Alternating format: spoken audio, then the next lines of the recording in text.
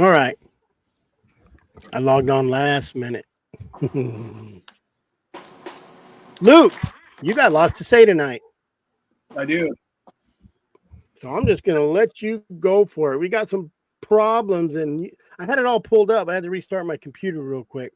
But we have some legislature in Wyoming that don't look too good.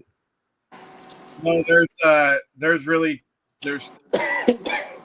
bills right now. Too many bad bills, actually. There was two you wanted to touch on. Huh? There was two you really wanted to touch on. Yep, there's a bear coupon one and a mountain lion one I want to really talk about. It's House Bill 286. It's sponsored by Mike Schmidt, Bill Elliman, Jeremy Harrelson, Weber, Wharf, Winter, and the Senators Driscoll on it.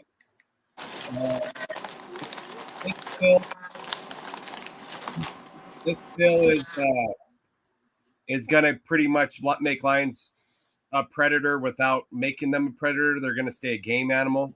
This will allow unlimited harvest, unlimited shooting hours. And in that bill, there is some stuff that they're trying to restrict some dogs. The Game and Fish Commission is going to have to implement a trapping and snaring season.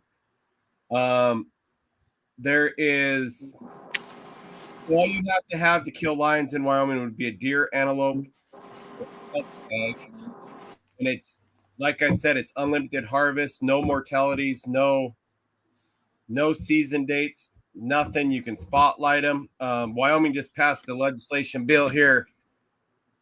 A year or two ago to make it where you can use thermals and spotlights on public land. And now this is the whole purpose behind this bill is the sponsors are going to want to try to save the deer. You know, we've heard hashtag save a deer stuff.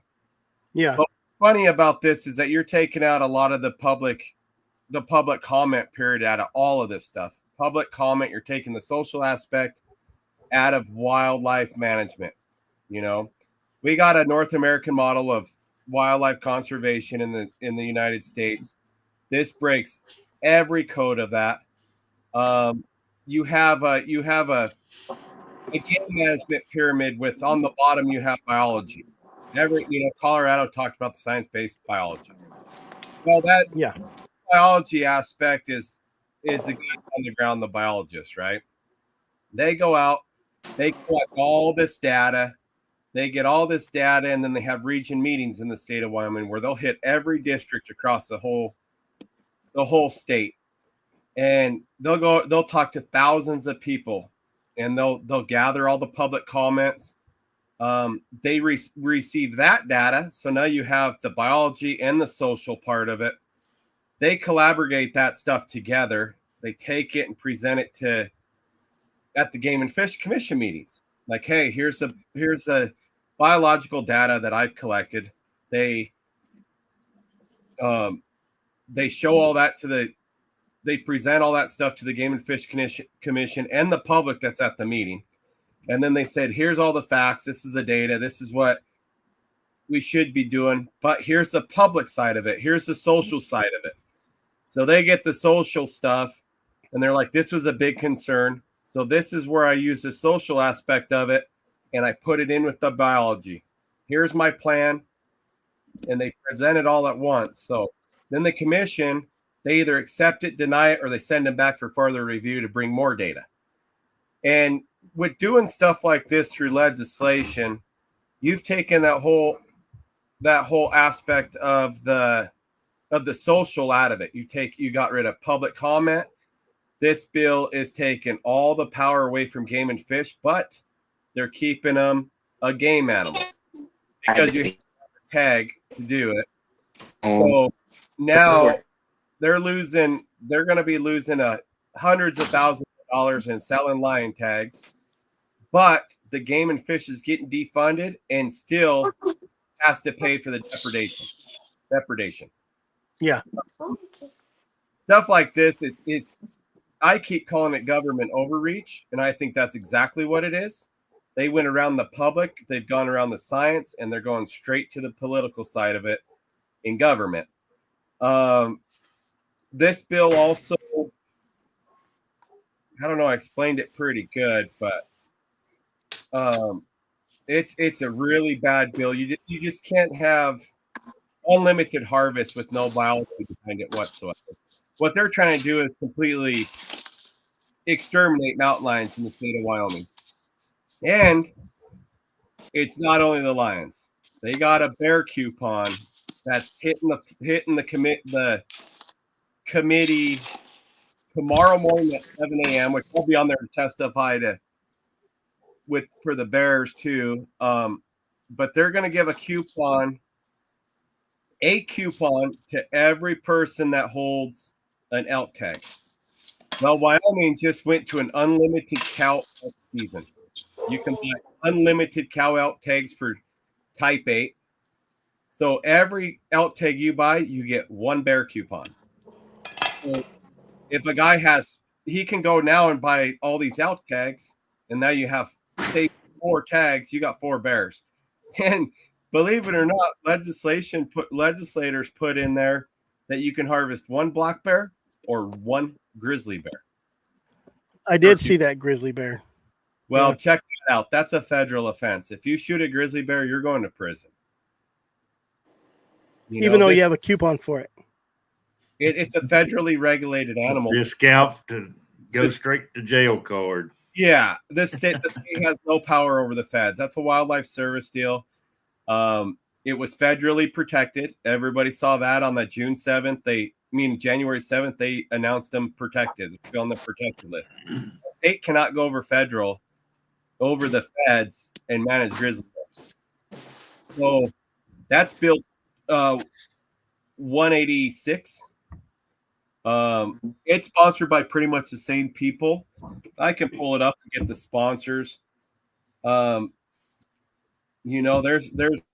It's just bad all the way around. It's not just wildlife that's getting hit for this. It's education, it's state employees, it's like I don't know what's going on. It's government overreach is my belief.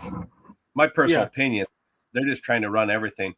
But people around, just like I was on Jason Doobie's podcast right before I came on here. And they're making it to where they're gonna control all the wildlife. They're trying to take strip game and fish of all their power, all the science, and they're going to try to take it. Well, we're trying to delist grizzly bears. So now they've done all this. They've taken all the power away from trophy game and our large carnivores. And now if they do delist bears, we're not going to have the power to delist. They're not going to give us power to manage them. And do we want our legislation managing grizzly bears? No way. There is no way. That's a job of biologists, and the biologists are scientists and the commission. You got to have public comment. You got to stay in the North American model, and everything they're doing here is completely opposite of that. So they skipped all of that. All of it. And went straight. So who are the people that wrote this, and who are the people that are? Why are they sponsoring it? They wrote it. They believe in it. They believe going this route, defunding the game and fish, going above science, going on emotionally based feelings, that they have a better understanding to bring the deer back than the game and fish does. So you've talked to the people who sponsored this. Have you talked to them directly yet? I talked to the main sponsor, yes, because he was pushing a predator bill. He was going to make bears and lions a predator. And we got him talked out of that because I said they need to remain a game animal, stay in the power of game and fish. And then they wrote this one.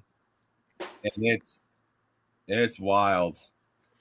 So why, like, are they kind of like are they anti-hunters? Are they hunters, or are they just hunters and landowners? And they what does it benefit them? Is it something that's going to benefit these guys? They're horn hunters. They want it. Yeah, they want to be responsible for thinking that this is going to bring the deer back, I guess. I haven't really got an answer from them. I said, what is the purpose of this? Save the deer. Our deer What was the name? What was that bill again? Rick Cooley's asking. Which one? The lion or the bear? Just say them both. Lion bill is I'm Been a looking at there's HB 286 0286. Which one is that one? that's the lion bill. And then the HB 0186 is the bear coupon. Yep. HB 186 is the bear. HB 286 is the lion. So what's their reasoning for the bear?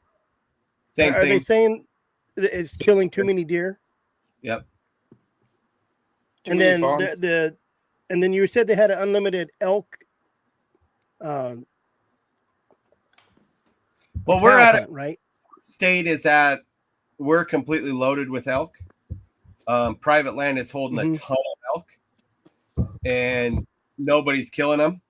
They're issuing more tags, and more people are killing bulls and cows. So they said, "Hey, on private land, it's unlimited cow tags in these units, and you can buy as many as you want over the counter, resident, non-resident, but they have to be used on private land."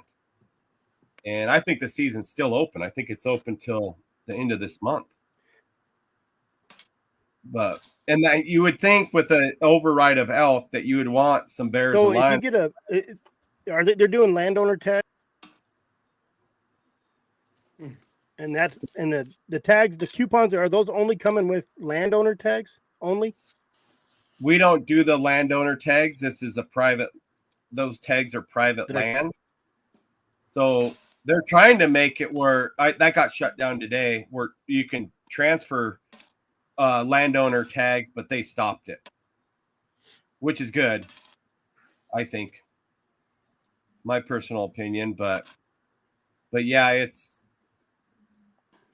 I don't know what else to say. I mean, Come again? That have one at a time.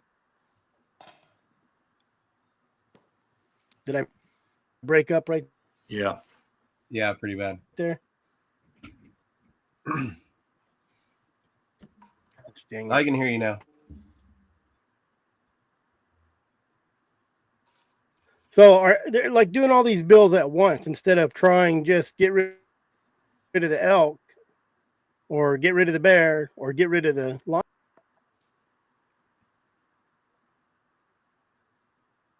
Yeah, the elk thing was a year ago. Game and Fish came up with that plan because we're overran with elk.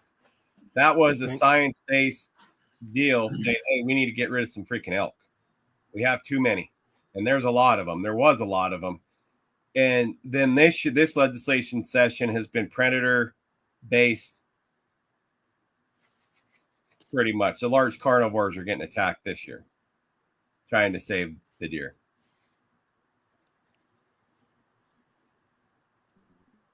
I think we lost Chris, huh? I think so. Yep. But yeah, it's I'll just keep going on some of this stuff. You know, the biggest problem with these bills is this is legislation doing this stuff. And when you take that public process and all the biology out of stuff, it's dangerous. You know, mountain lions and bears, they don't breed every year. They have a slow reproductive rate. They take 2 to 3 years to become sexually mature to breed. And then when they do have a kitten or bear, you guys, all the hound guys know this stuff, most of them. And a lion's not having kittens every year. And they have such a high mortality on kittens that when you hammer them this hard, there is no recovery. Us as hound guys, we know this. That's how we try to take care of our female cats. But same with the bears. The bears are on the same cycle, 2 or 3 years to sexual maturity. They hold cubs for at least a year and a half, just like a lion. And then a really good bear or lion will be having kittens every other to every third year. And when you hammer them like this, there's no recovery. And one of my biggest concerns about this is is that when you go in there and you come in and you start taking these large carnivores out that don't recover fast, you knock them down to a point where they're endangered. Now we're bringing a fight from antis to be like, hey, you guys have wiped out your lions, and this is the second state to try to do this. Utah's number one. So when Idaho and Montana joins this fight, we're going to have lions so knocked down that it's going to be fuel for the fire to now get them protected. And now we're like Washington and California, where we can't touch one. And then we have zero management. They're going to come back, and then we will have no deer or elk. Just like California faced. Yeah. Once we lost management, they boomed. But we need to keep the management with the scientific data. Yes, we do plenty good killing lions. We only fill 20% of our area of our quotas out of 32 management areas. We only fill about 20% of those a year. And the cats that are killed on the other quotas, we have a really high percentage of them that are subadults and a high number of them that are adult females. So it's we're Would doing those be depredations then? No, those are from hunters. Depredation doesn't go against the quota. Okay, so then you said that the high subadults and high females. What would that be? Would that be like spot and stock then without hounds? No, it's hounds. It's hounds. 90-something% of our lions are taken with hounds. There's very few opportunist lion hunters harvesting cats. And that's to prove it to them. You have to. I know everybody hates killing the female, but it's a management standpoint. You have to take females off the landscape. No doubt about in it. Certain areas, yeah. In a certain area, if the population is too high, then yeah, it's absolutely acceptable to take females and subadults. But if the population is stable, then there's no point in taking females or subadults. Right. I'm going off the data from the biologists. I'm not saying go out and kill a bunch of female cats. There's very few hound guys that believe in that, and I'm one of them. I believe on taking care of your female cats. But in another standpoint, you look at true science data. Our carnivore biologist, one of them, explained this to me really good. He says, you have a breeding population of cats. Your contributors to the population are your mature adult cats. So that's your 3, 4, 5, 6-year-old cats. They said, if you went in there and knocked out a bunch of 3, 4, 5, 6-year-old toms, that's not good for your population either, because they're your breeders.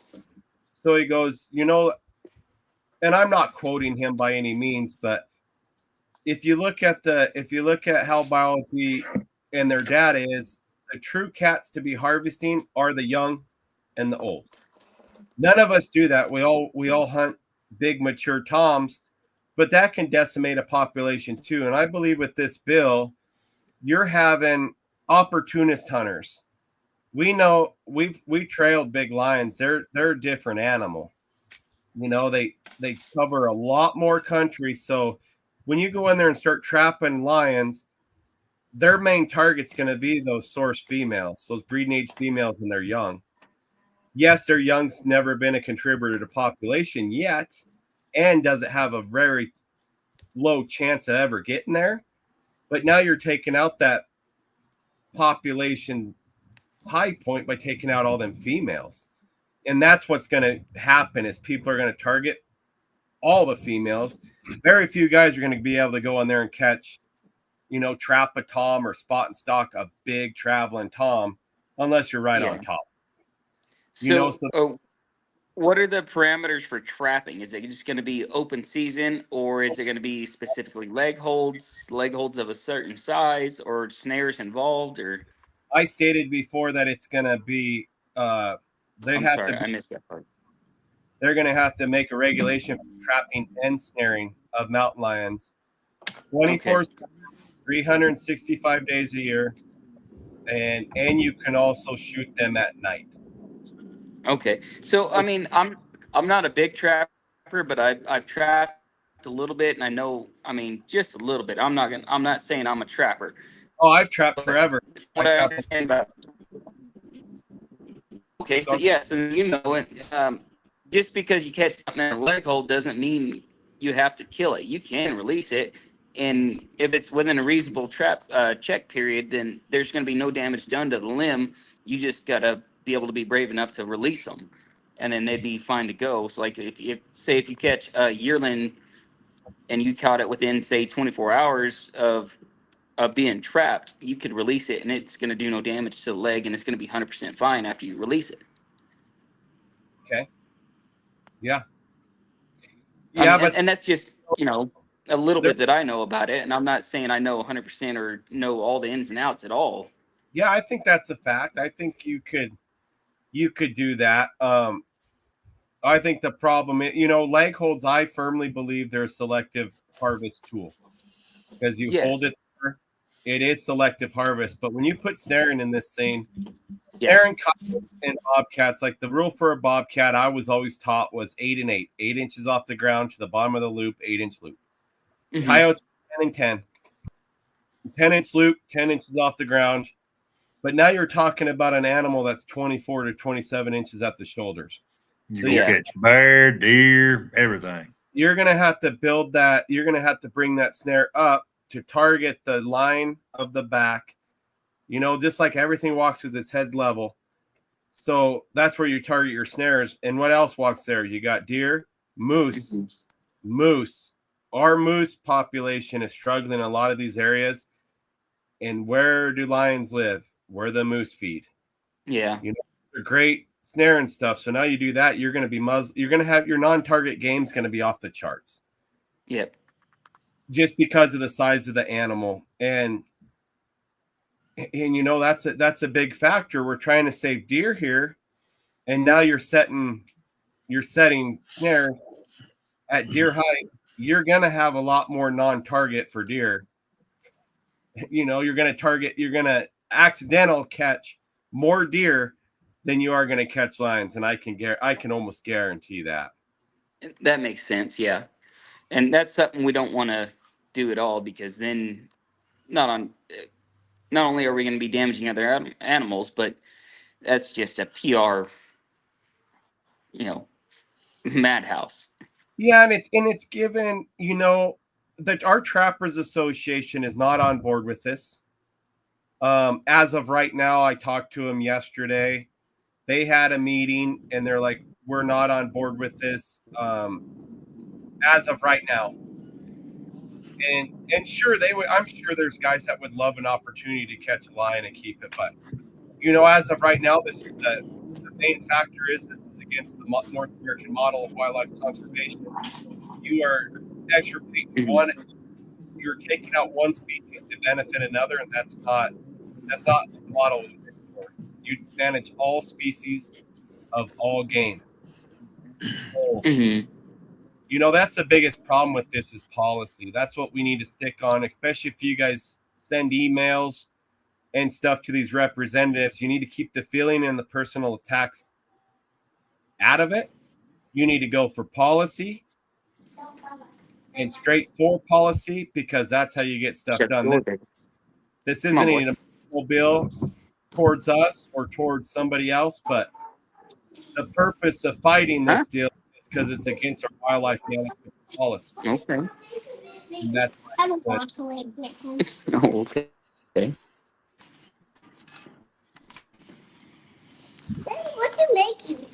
Oh, dirt. Dirt? Yeah. Why? We're trapping. all right. You guys got anything else?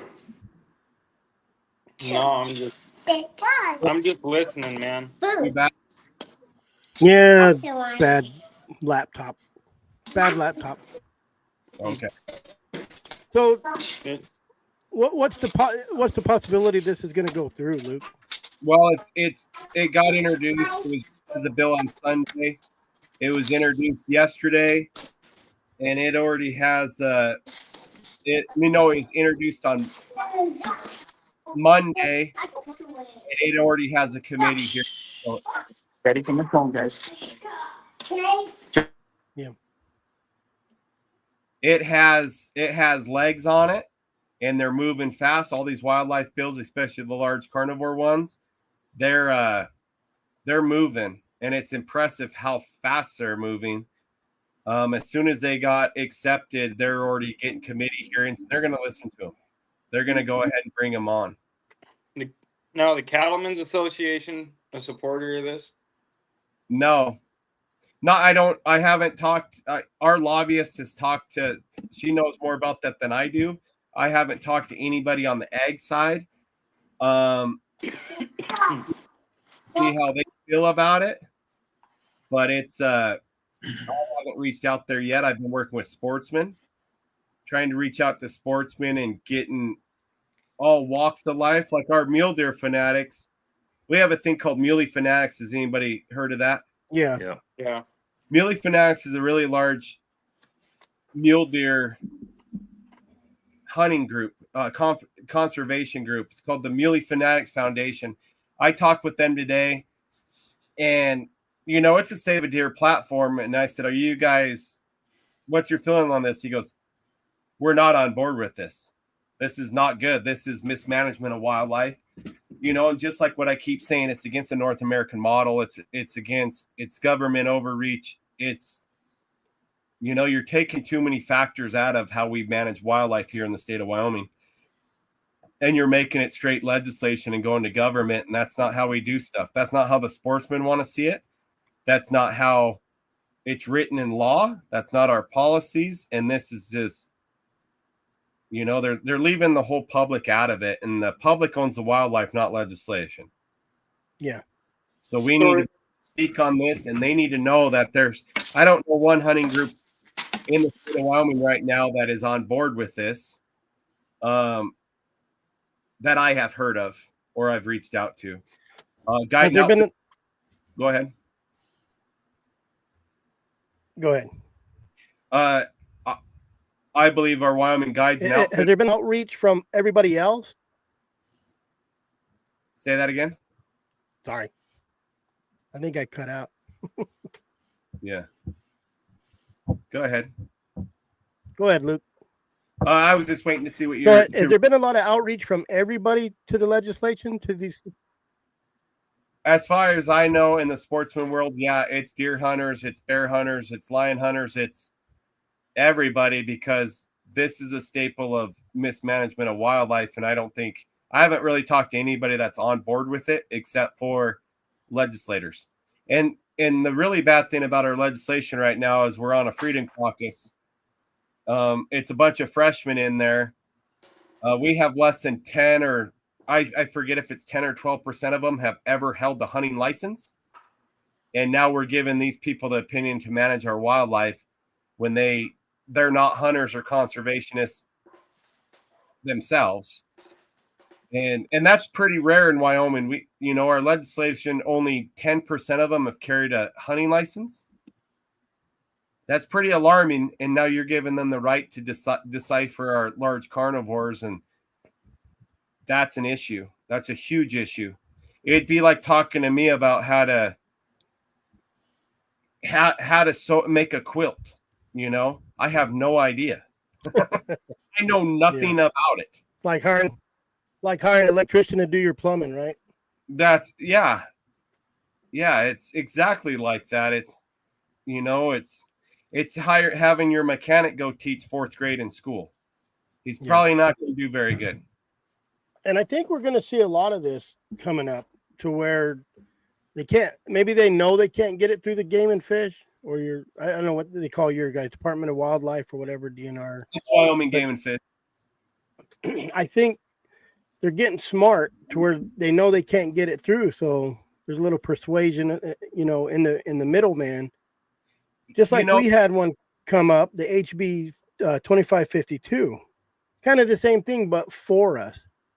But I don't think people understand how dangerous it is when people say we want a right to hunt state or right. You give a certain people a certain power, so you have to trust those people, just like your legislature right now.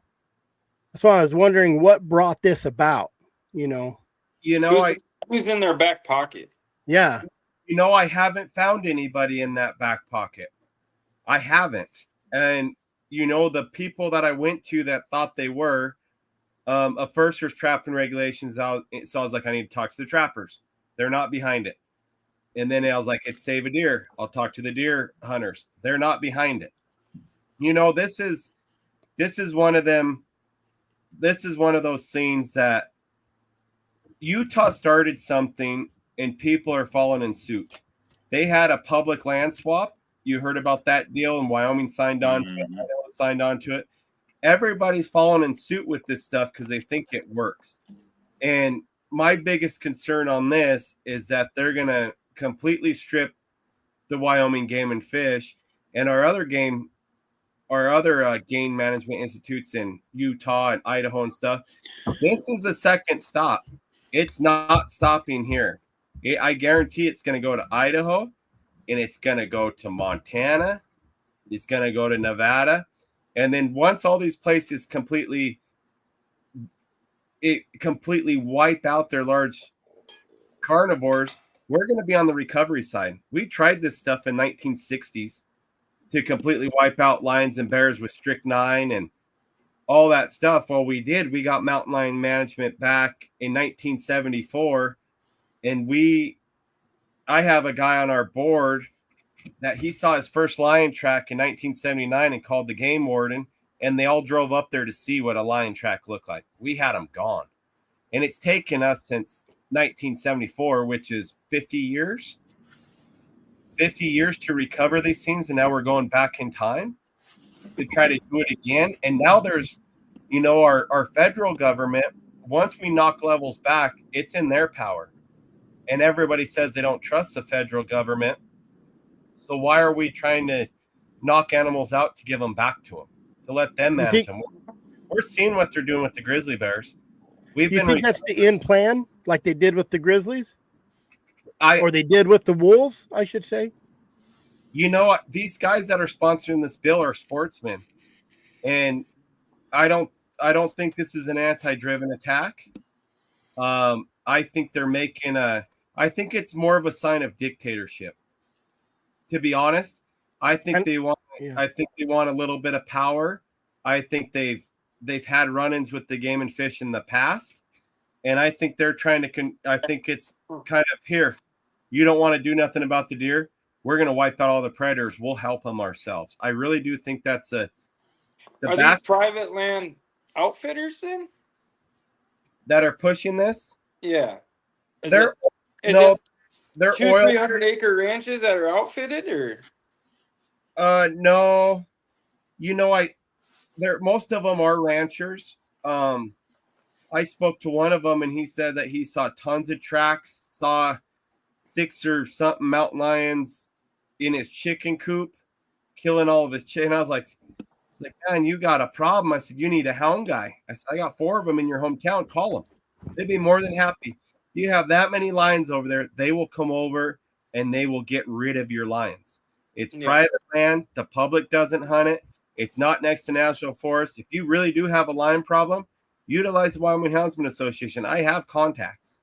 I can call a guy right now and be like, hey, you want to go to so-and-so's ranch at daylight tomorrow? Absolutely. I'll be there. Dude, they're going to do it. And in lion hunt, and same with the hound guys, we all harvest mountain lions.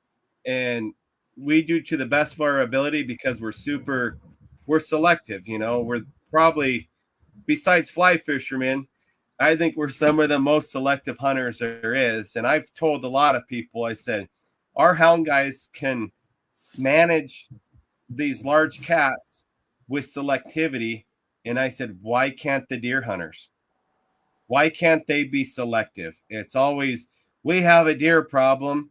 And they're the ones complaining about it. And then you see a dead deer in their hands and you're like, well, that's one thing. I'm not pointing out to different hunting groups, but there's a lot more you could do for deer than wiping out these large carnivores. And, and being selective is one of them, Yeah. and there is a lot of hardcore hunters that aren't killing deer because there is none. There's no mature animals to be taken. And that's an opportunity in Wyoming too that's getting really restricted because we don't have an opportunity because we don't have the game. So there's a lot to this stuff, and it's I don't know. I guess we, comment to these guys, tell them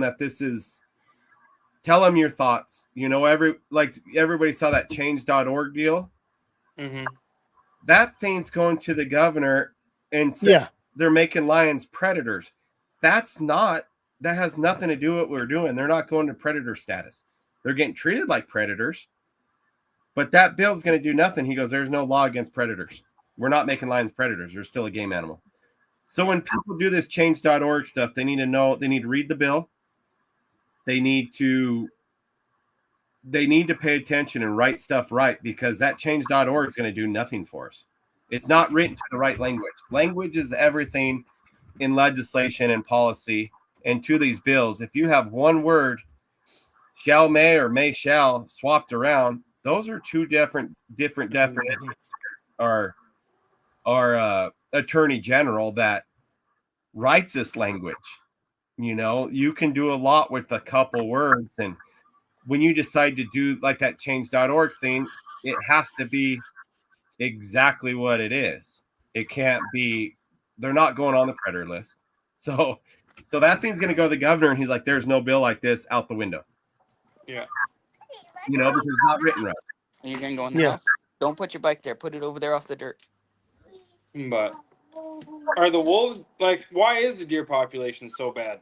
Nevada's deer population is because of the Mustangs. Oh, and it's not because of the horses. It's because they eat all the forage, and the mule deer have no browse or grazing left. It's habitat. Because of the elk? Habitat.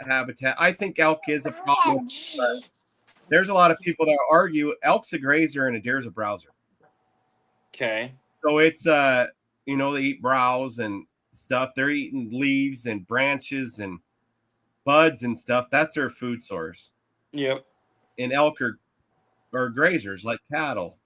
Yeah. So that can be an argument, but in this prairie stuff, elk are eating everything, the same thing as a deer. In the wolves, no, I don't. The wolves are. I think Wyoming Game and Fish does an excellent job managing wolves. We have a management plan for wolves. We have to keep so many pairs in the management district, and outside the management district, they're predators. Okay. So you have to have a license. There's a quota inside of that recovery zone. Outside of that, they're a predator.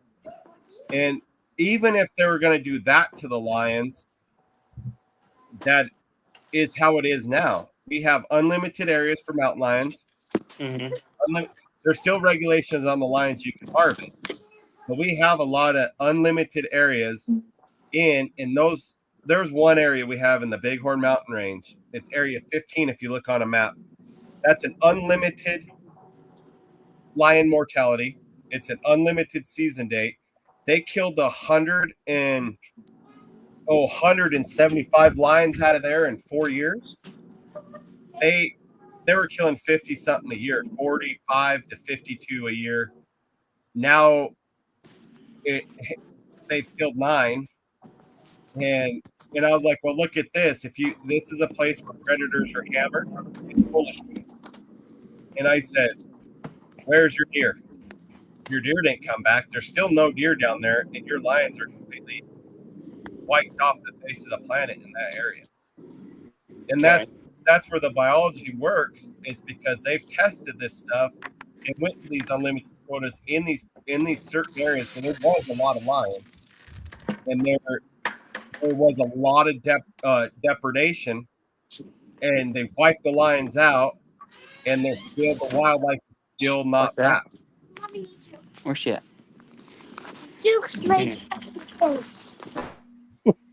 Thank you. But it's it's stuff like that where we've tried it. We've already done that. We've had them test areas where we've tried to do this. We've tried to wipe lions out in a place by having it unlimited, and it still hasn't recovered the wildlife. So there's something more going on than just predators, you know. All of us know we've all trailed enough lions around that we know for a fact they're not killing as much as they say they are, because if they were, you're not trailing that far. If they're eating that much, they eat a deer a week, you know, that's 100 pounds of meat every week. There's no way you could eat that. Yeah. And keep moving. And not keep moving. You know, I have found some cow out kills where I really do, but that, you know, the temperature was right. That meat was refrigerated. They got the lion got the guts out. I think they stayed there until they were ready to just move on.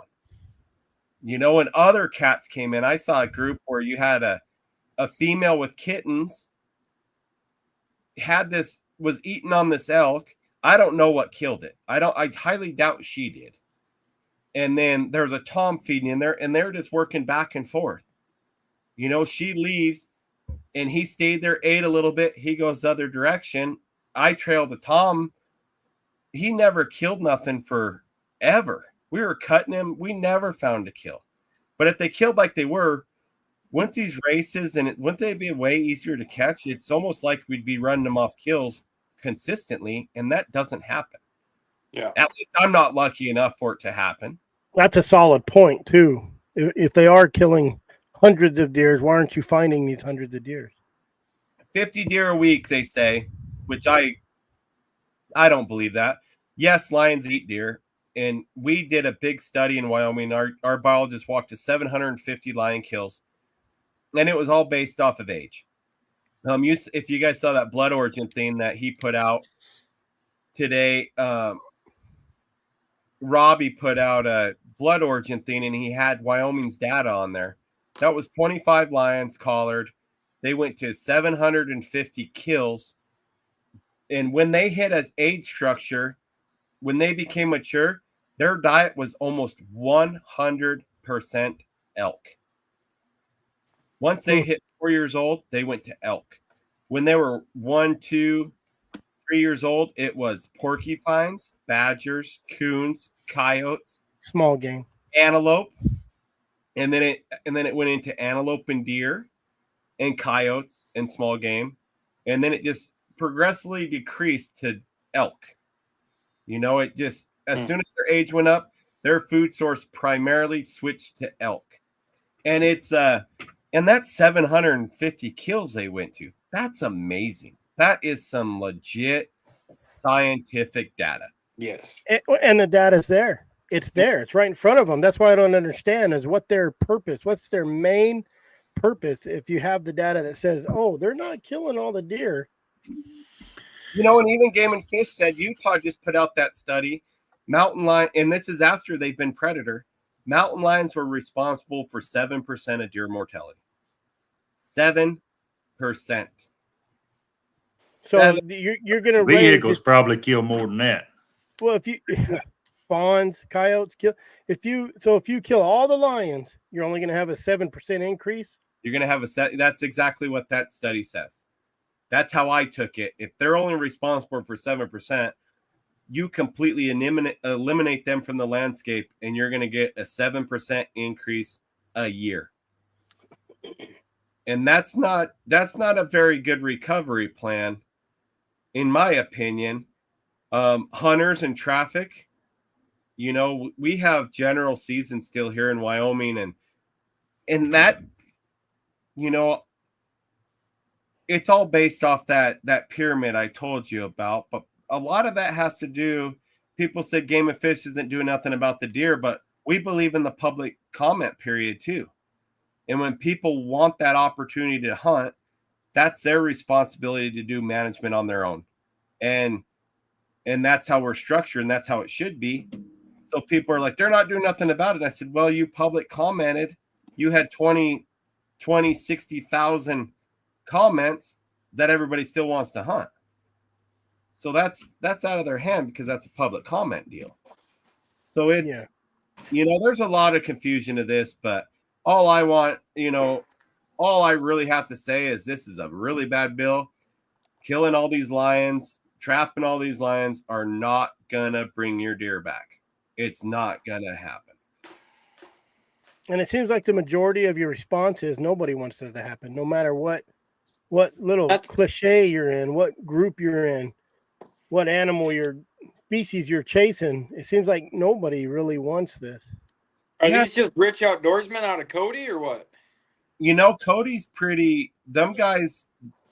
No, Cody's pretty good. Jackson. There's no way they would be on board of this. This is coming from the Southwest Wyoming, and Eastern Wyoming, Southeast Wyoming. That's winter range country. Yeah. That's where everything winters. That's where the big deer go. And for some reason, they think it's a lion problem. It's not a bear problem because that's a winter range. Yeah. Bears are sleeping.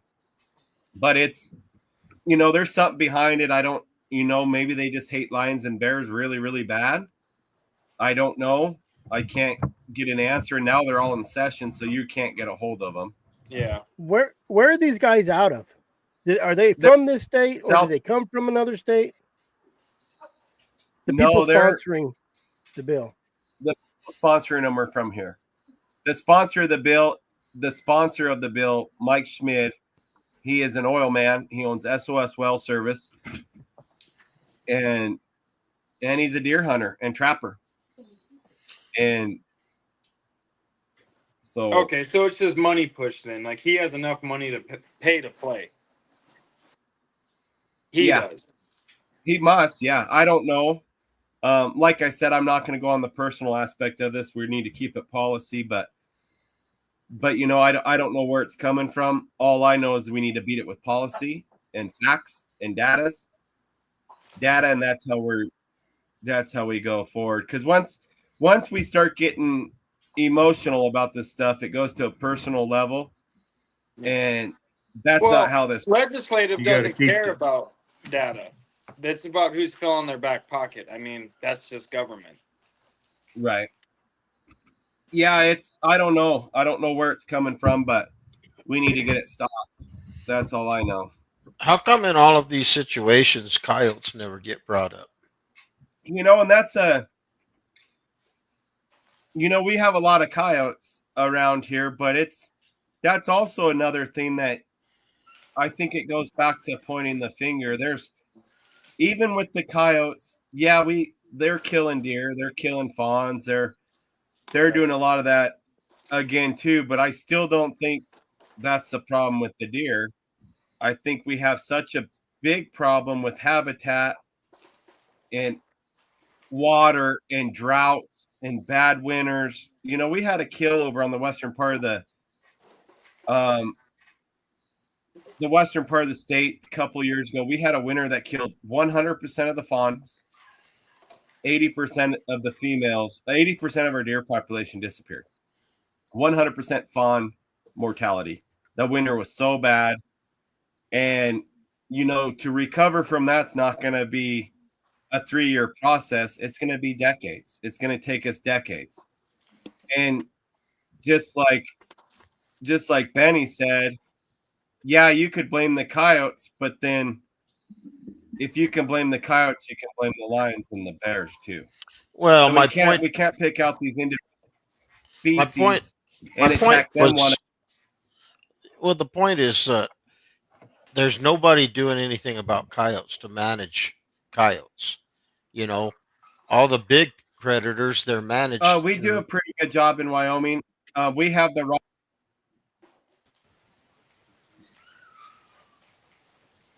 You have what? Right. What we have here in Wyoming in place for the predators, which is coyotes, red fox,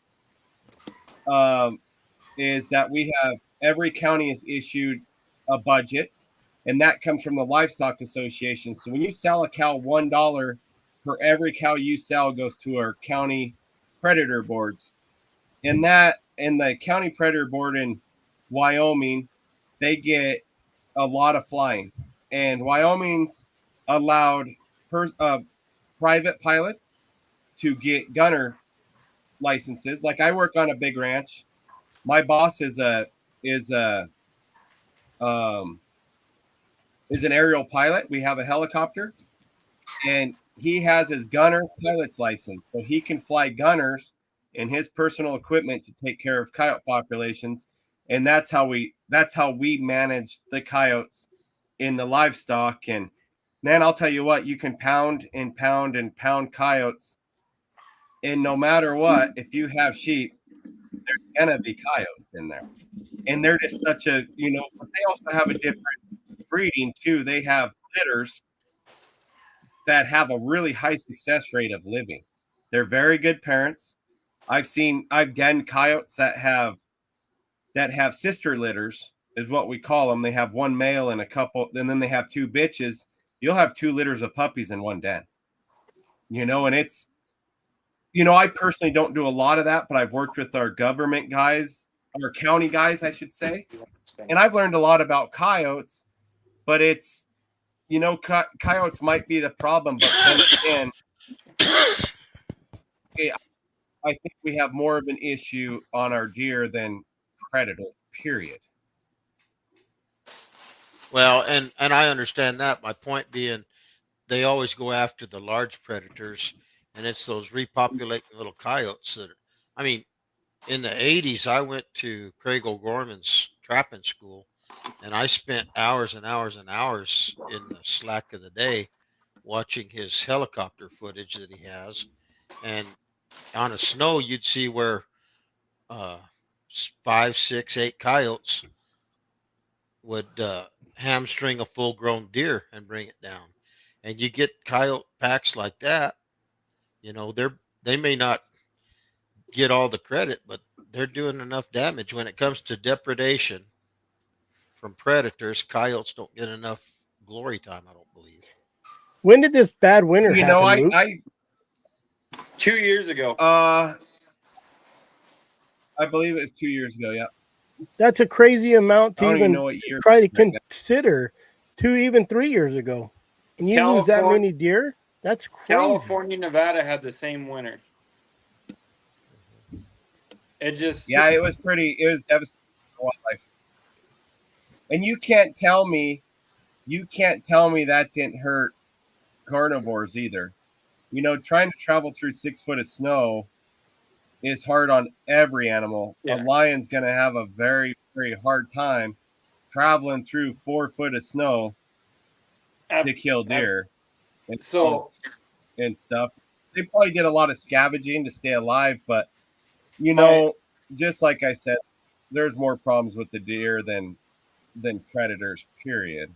Yeah. My buddy lost a dog that year because the lion ate it.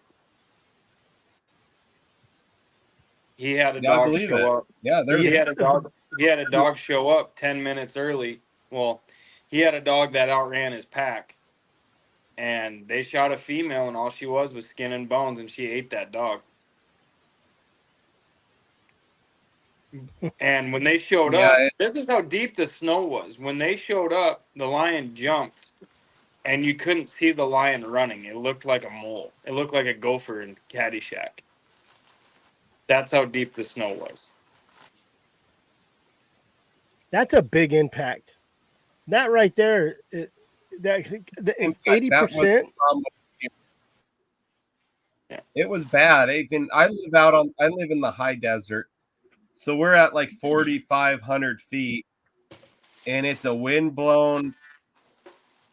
It's break country is what it is, and we held snow all winter long, and usually around here it blows off and melts off, snows again if it does snow.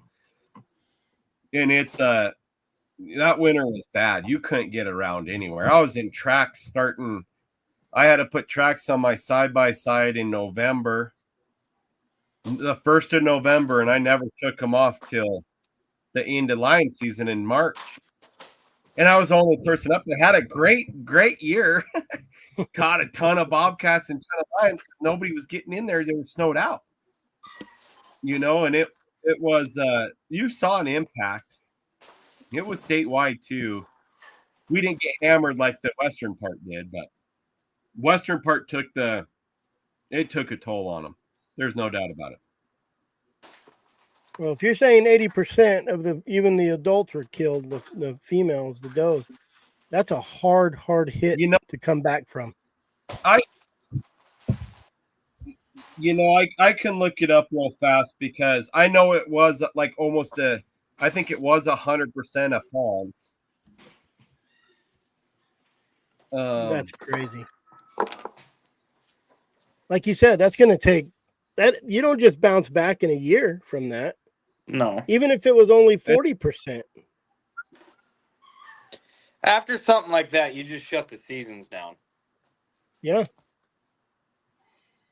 I mean, what about doing that? What about? Here's what it says. It was in 2003. Mule deer in the Wyoming range of western Wyoming experienced a historic die-off due to record-breaking winter. The mortality rate was much higher than average, with some estimates over 70% of female deer dying. They said the herd size was reduced to a fraction of its normal size. The mortality rate for collared does was over 70%, and the mortality rate for collared bucks was 60%. All collared fawns died. And this was the winter of 22. All collared fawns born in 22 died. The mortality rate was much higher with the average at about 20% for adult deer. It was unbelievable. It was insane. But that's what are we going to do? Are we going to push legislation to have good winters? Well, do you why not shut the deer season down? Why not you quit killing deer then? Why isn't that enough? Do that, Chris. That's their game. They're not going to do that. And if you stop killing deer and you kill all the lions, then you're going to be overrun by deer. And they're going to want lions back. Well, it's just, we say we're all about management, which we are. If we lose, so in the state of Arizona, there's roughly 3,000 to 4,000 lions, or 2,500 to 3,000 lions. Nevada, there's about 2,000 to 2,500. If you lose, so say the population is 3,000. If you lose 2,500 lions, they'll shut that lion season down faster than you can blink an eye. Why aren't they doing that for deer? Yeah. We don't have a number of lions, but I think I kind of heard some rumors that it's estimated 2,000 to 2,500 tops. And everybody line hunting this year, every hound guy I've talking to, it's been pretty rough. It's been rough to find a tom track. And people are like, oh, we still got the females. I said, that's a population problem too. If you go in and kill all the toms, you're also facing a big problem with breed up, with population, because now you have no mature cats to do your breeding. Yeah. So it goes both ways. All of us want to see all these females, but you have to have the balance. Balance is the key to population. It's one side or the other. So if you go kill your females, they have the babies. We're really in a bind. But also, if you go kill nothing but tom, you have a problem there also. Absolutely. Because now you've created a crutch in that breeding program. So, but it's just like I told somebody on another podcast, I guided from day after Thanksgiving to almost Christmas, and I spent 3,000 miles in a truck and side by sides. The first couple of weeks we had no snow. It was casting dogs, and I was able to trail, but on our private we did have a decent population, but on the forest you would get a dusting of snow and it lasted a couple of days, but we weren't finding cats. The high country, the lions weren't coming down. And still you're not seeing a bunch of lions. And this whole lion bill is based off of, well, there's a large density of lions. I said, where are you at? I said, I got pups to train, man. Where do I need to go? Yeah, where are they seeing you all know, these lions? and then they're like, oh, you need to go to so and so Wyoming. So I called guys down there. I said, you guys are overran with lions. I haven't cut a track in freaking 3 weeks. And I said, so what's the truth here? You know, this is why I believe it's an emotionally based bill. I think they're just trying to do whatever we can to try to save the deer, and this is the answer.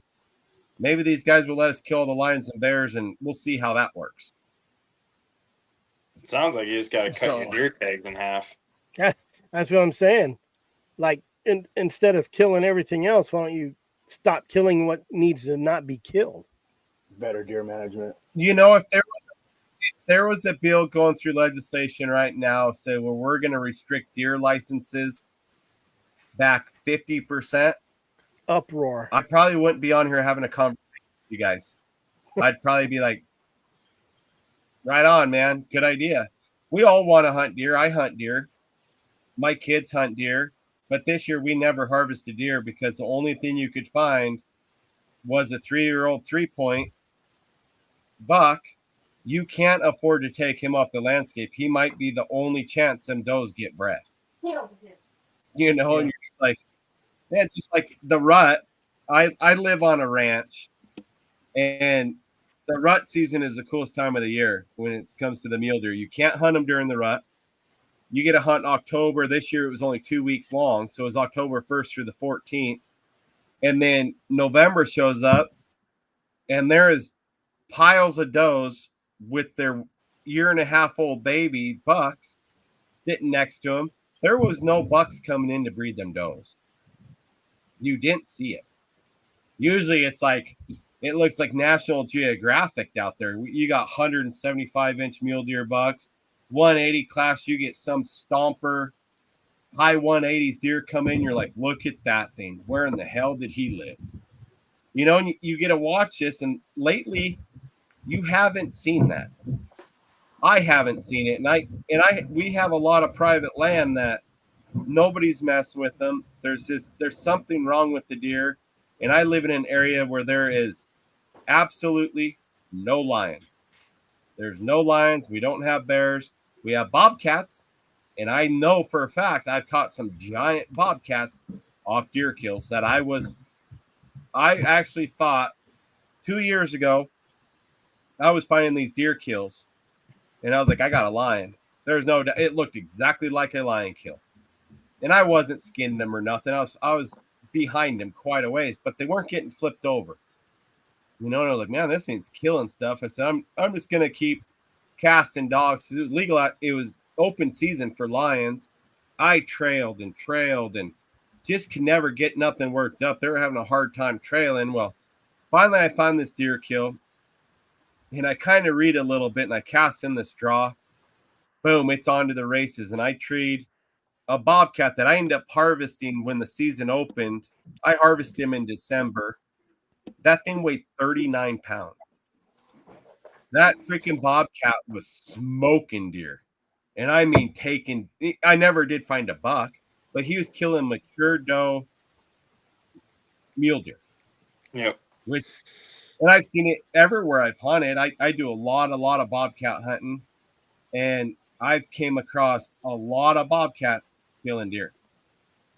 You know, and it's not that's not the problem either, but I'm just saying they have the power to do it, and they eat deer. There's no doubt about it. Well, what do people need to do in Wyoming to make it a little bit of a difference if they can? I think you need to hammer hearing stuff from a non-resident in a state statute. You think it's not doing anything, but if you contact the sponsors of these bills, I sent you the bills, Chris. Is there any way you can post those and put the sponsor? You put those sponsors down. You email them, and tell them it's against the North American model of wildlife conservation. This is a emotionally based bill. You are completely defunding the game and fish from over $500,000 to $750,000 a year in license fee, because now we don't have to buy lion or bear tags. And, just tell them this is mismanaging wildlife. You need to put put this in the public process hand, you need to stick with the policies we've have written now in the Game and Fish, that is science-based, social, and political. It takes all that stuff to make wildlife work. And when you take in, the biggest problem with these bills is, like I said earlier, you're pulling all that public comment away from the citizens who own the wildlife. Legislation does not own that wildlife, we do. Yeah, they're taking the hunter's voice away. They're taking everybody's voice away, Yep. except for those people we voted in legislation that get a vote on this, and they're not hunters. There's 10%, and you just showed up, John, but Yeah, there's only sorry, 10 guys. to 12. There's only 10 or 12% of our legislation that have ever carried a hunting tag. Yeah, same And in now New we're Mexico. leaving it up to them. We're leaving it up to them to make our wildlife decisions. Come on. It needs to stick with the policies we have written down. That have been working According for to the- how many years now? You know, this isn't our first time we're going to have to recover deer, and it's not going to be the last. You know, it's just mule deer are hard to keep on the landscape. They're fragile. They're bad mothers. The elk It's just the way it elk is. will take over. Well, I'm getting over my whitetails right now, and dude, whitetails are hardy. You know, they're good mothers. They're pretty hardy. Just like antelope, we had EHD come through, completely annihilate antelope, and in a couple of years they're bouncing back, because when an antelope fawn hits the ground, it's an hour or two, and that little bugger's running 35 miles an hour. Deer don't do that. They hunker them down. They let them sit there for a week or two until they can start getting around pretty good, and they ditch them all day.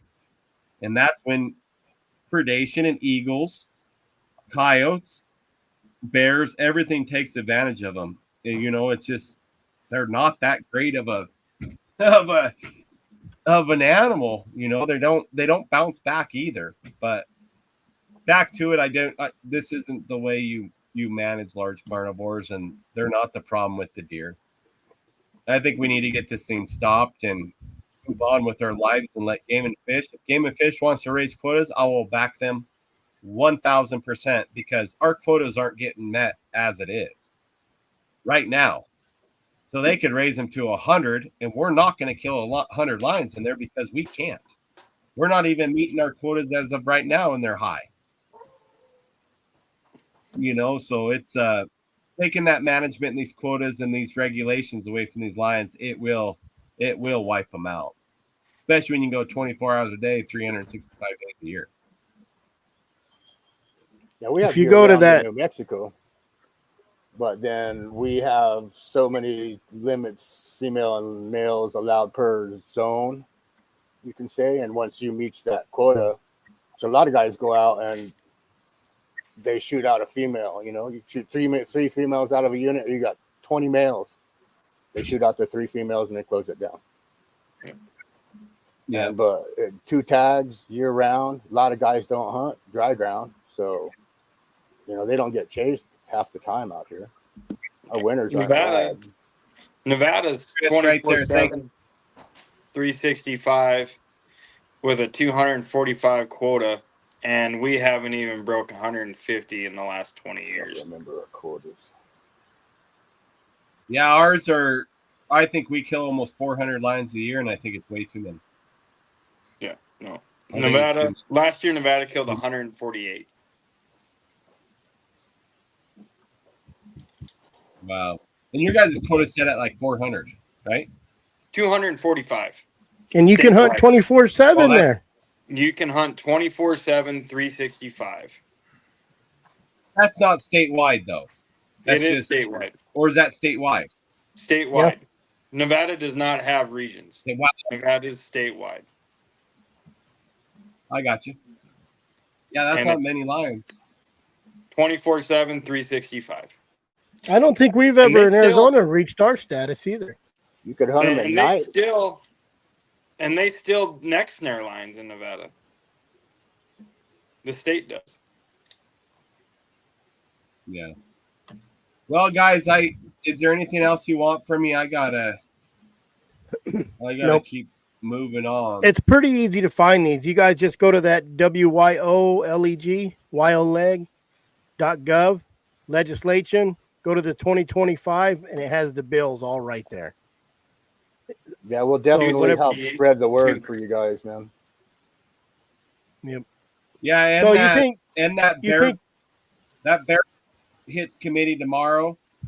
It's going to get looked upon at 7 a.m. tomorrow morning. That's Bill 186, HB 186. And that's a bear coupon bill. But look at this bill and read it, and it's messy. It says it has dogs and all sorts of stuff in it. It's pretty wild. But Why don't they anyways, allow guys, thanks for your dogs time. bears then? What's that? Why don't they allow use? I know Wyoming can bait, but why don't they allow use of dogs then to get rid of bears? You know, they never have. And since the 60s or 70s, it's just never been brought up. People are talking about it. Like I actually had one guy said, "Man, these bears they want to kill some bears. Let hounds do it." And I said, "Man, that's kicking somebody while they're down. You don't do that. If we're gonna get dogs involved in the bear hunt, and I want the baiters and the other associations that involve the bears to be on our side. If they say let's do it, we'll do it.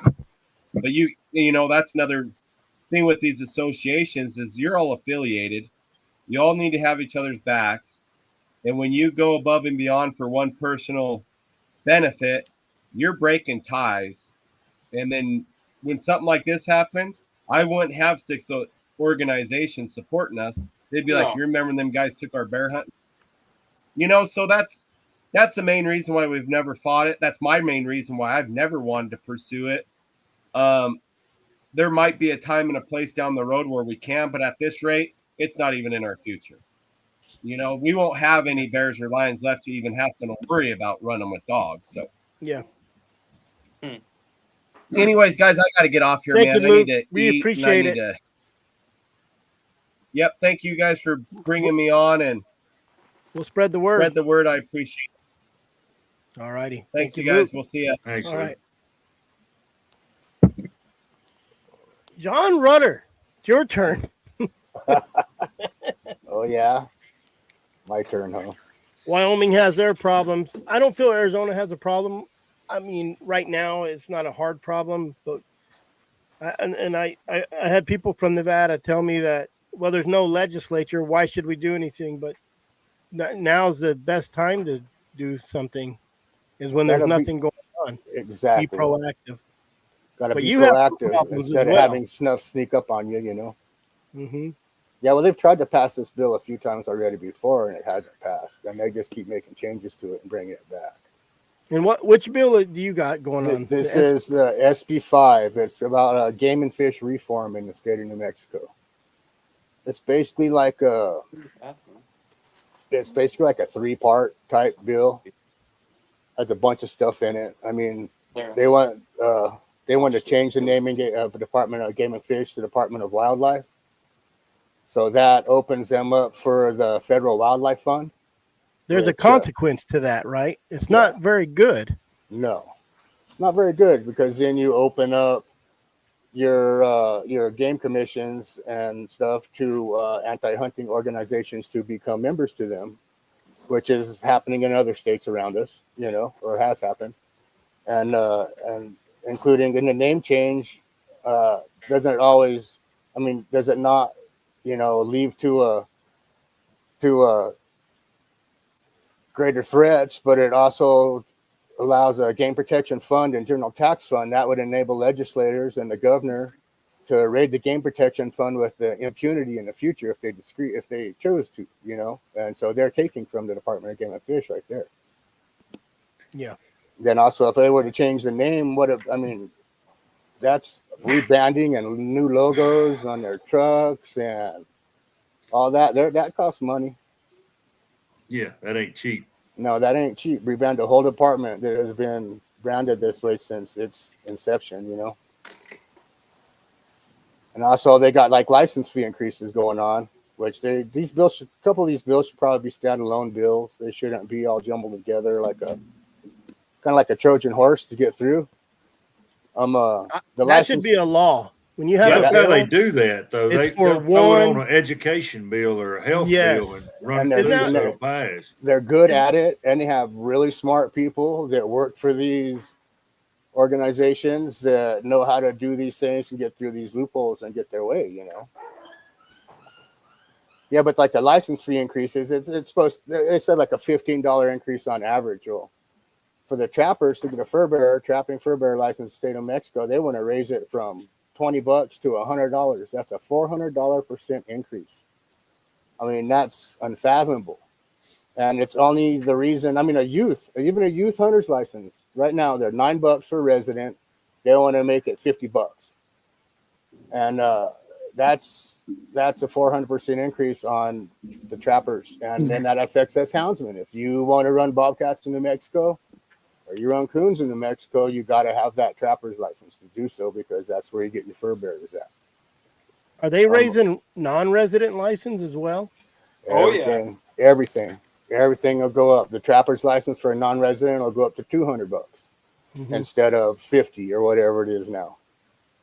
And everything is going to raise. Everything will go up, which ain't bad. I mean, I'll pay $50 a year. I don't care. $40 a year for a trapper's license just to run my coons and bobcats, you know. Yeah. But I mean, one of the guys who's sponsoring the bill, McQueen, so that's Legislator McQueen. He's like the face of anti-hunting in the state of New Mexico.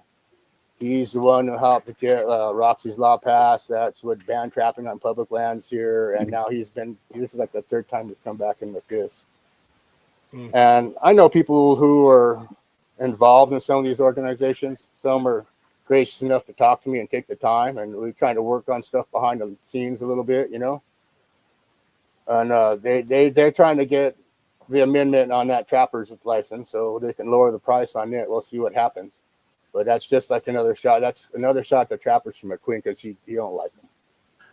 Yeah. So anytime the anti-hunters are involved, or anti-trapping, whatever you want to call them, the antis in general, they try to increase the prices of any kind of license and permits just to try to, run people out. Run the poor man out. They think all of us. They think all of us hunters are houndsmen. I'll tell you right now. I was basically told to my face that we're not very smart people, houndsmen. Yeah, and they all say that. The guy said, and these people, he told me these people you're working against are very, very, very, very smart individuals. I mean, I'm quoting it. I was like, wow, really? So I guess I'm just not smart enough to understand, buddy. I told him, you know what I mean? So yeah. I can't believe that. So what about countering with, hey, look, we're not okay with raising it this much. $10, okay. Yeah. $10 a license, yeah, that's yeah, $15. reasonable. All the other resident license, everything went up $15 across the board. Okay, well, $15 across the board, cool. But Yeah, trying to go up 400%. Exactly. That's what they're trying to work with me on the bill and get McQueen to lower. We'll see what he does with that. I mean, yeah. I mean, sometimes you got to counter to the ridiculous, you know. They say they want to abolish. You say you want to remove their rights to be able to abolish. You know, two extremes, and you come to meet in the middle. Yeah. If it's beneficial for us. Both parties or us. Yeah. Otherwise, you can go absolutely not. And if you try to do this, we are going to fire you and remove, your any possibility you ever being back here. Yeah, exactly. I don't think they're scared of that anymore. I've emailed every single legislator in the state of New Mexico on behalf of the New Mexico houndsmen and the trappers and the youth and the women in our state, and sent a big long email. And I have meetings with probably about 15 of them now, I think it is, that I need to get going and get on the phone with, and they oppose so far. But I mean, it's pretty. They just keep trying to pass this thing. Who's they? They is the anti-hunters Yeah, it was a in general? legislator and some groups that are The actual sponsoring. representatives. And the Yeah, people putting forth the bill are the he's a anti-hunters. represent. Yeah, like sponsors of the bill are Audubon Southwest, Animal Protection Audubon is Voters, just junk. Common Cause New Mexico, Conservation Voters in New Mexico Wild, New Mexico Association of Conservation Districts, Defenders of Wildlife, Nuestra Terra, San Juan Citizens Group Alliance, the Sierra Club, Wild Earth Guardians, Wildlands Network. I mean, You've literally got them all coming after you right now. Wildlife for All. Yeah, we'd really got them all coming after. Well, there's your back pocket supporters right there. Here's the problem: is they all have people who, for one, what are they doing? They're all coming together. Every one of them. We don't have that many groups in Arizona. We have Arizona Working Dog Alliance. I have to get with the bird hunters, the falcon guys, the trappers. And we all have different interests. Those guys all have one interest, and that's to get rid of hunting. Period. Well, New Mexico's legislature is made up of 98% liberals. Yes, it is. You mean 98%? And then there is some good things about the bill. I mean, for the first time ever in the state's history, you'll have to have a hunter angler voted onto the game commission. I mean, that's a positive thing. You know what I mean? But then it opens it up to the anti-hunters as well, so they have their opportunities to get on the game commission too. Well, and the game commission is 100% appointed by the governor. So you got to be your all governor's vetted. a real good one. Everybody gets vetted, no matter who your choice is. Whether my buddy is a good conservationalist and he's been a great advocate for the outdoors and hunting and fishing his whole life, he'd be great on the game commission, right? But he's got to be vetted through the governor. The governor don't like him, or he knows me or somebody else, and well, of course he's not going to get chosen. Okay. It's just the politics of it all. Freaking out. Politics is what ruins everything. Yeah, it's just the politics of it all. Well, most of your politicians are city people. They're not good old boys no more. You have your districts, but when you have a state like New Mexico, that's super democratic. It's tough to beat those guys. You brought up the good old boy, right? So the good old boy system has ran everything up until about probably 15 years ago. And it has made everything fantastic, right? Because everybody was vetted through word of mouth, right? Who do you know that would be good for this position? And I don't mean just someone that's okay. I mean, who's the best person you know? And then everybody talks, yeah, this guy, he would really be good for this position. That guy, no, he's no good. Instead of paperwork, right? Paperwork is, what do we call the educational system? Corrupt, right? Because what is the educational system? It's all freaking liberals pushing their liberal agenda. That's what they're pushing, right? So when they say the good old boy system, it's now a derogatory term because they want someone with documentation as far as like educational. Oh, so and so went to such and such school. He'd be good for this because he's got that, that certificate. But what do we all know about the educational system? Every freaking gosh dang it, teacher in there is just pushing a liberal agenda, right? 90% of all the freaking professors. It failed both my boys. I pulled my oldest one out, and he went to work, and I homeschooled my youngest one, man. Right? Yeah. Because if they don't freaking fall in line with the liberal agenda, the professors are going to fail them. Yep. So for the last 60 years, if you did not fall in line with the liberal agenda, you didn't pass your class. So therefore, anybody that has passed any class fell in line with the liberal agenda. And it don't, people may think this is a conspiracy theorist. And, no, this is, I can 100% vouch for that because my cousin's stepdaughter, went to Flagstaff, hunted, fished, all that, came out, voted for Biden stuff. Man, my niece and nephew are the same way. Grew up in a hunting, fishing household, their dad is libertarian as I am, and his kids came out voting for Obama. Yep. It is not that they're the teachers literally from preschool on up are all trained to be progressive liberals. They're So your programming the kids- kids. My If oldest you're boy got sending your kicked kids to out. school, you've got to be talking to them when they come home.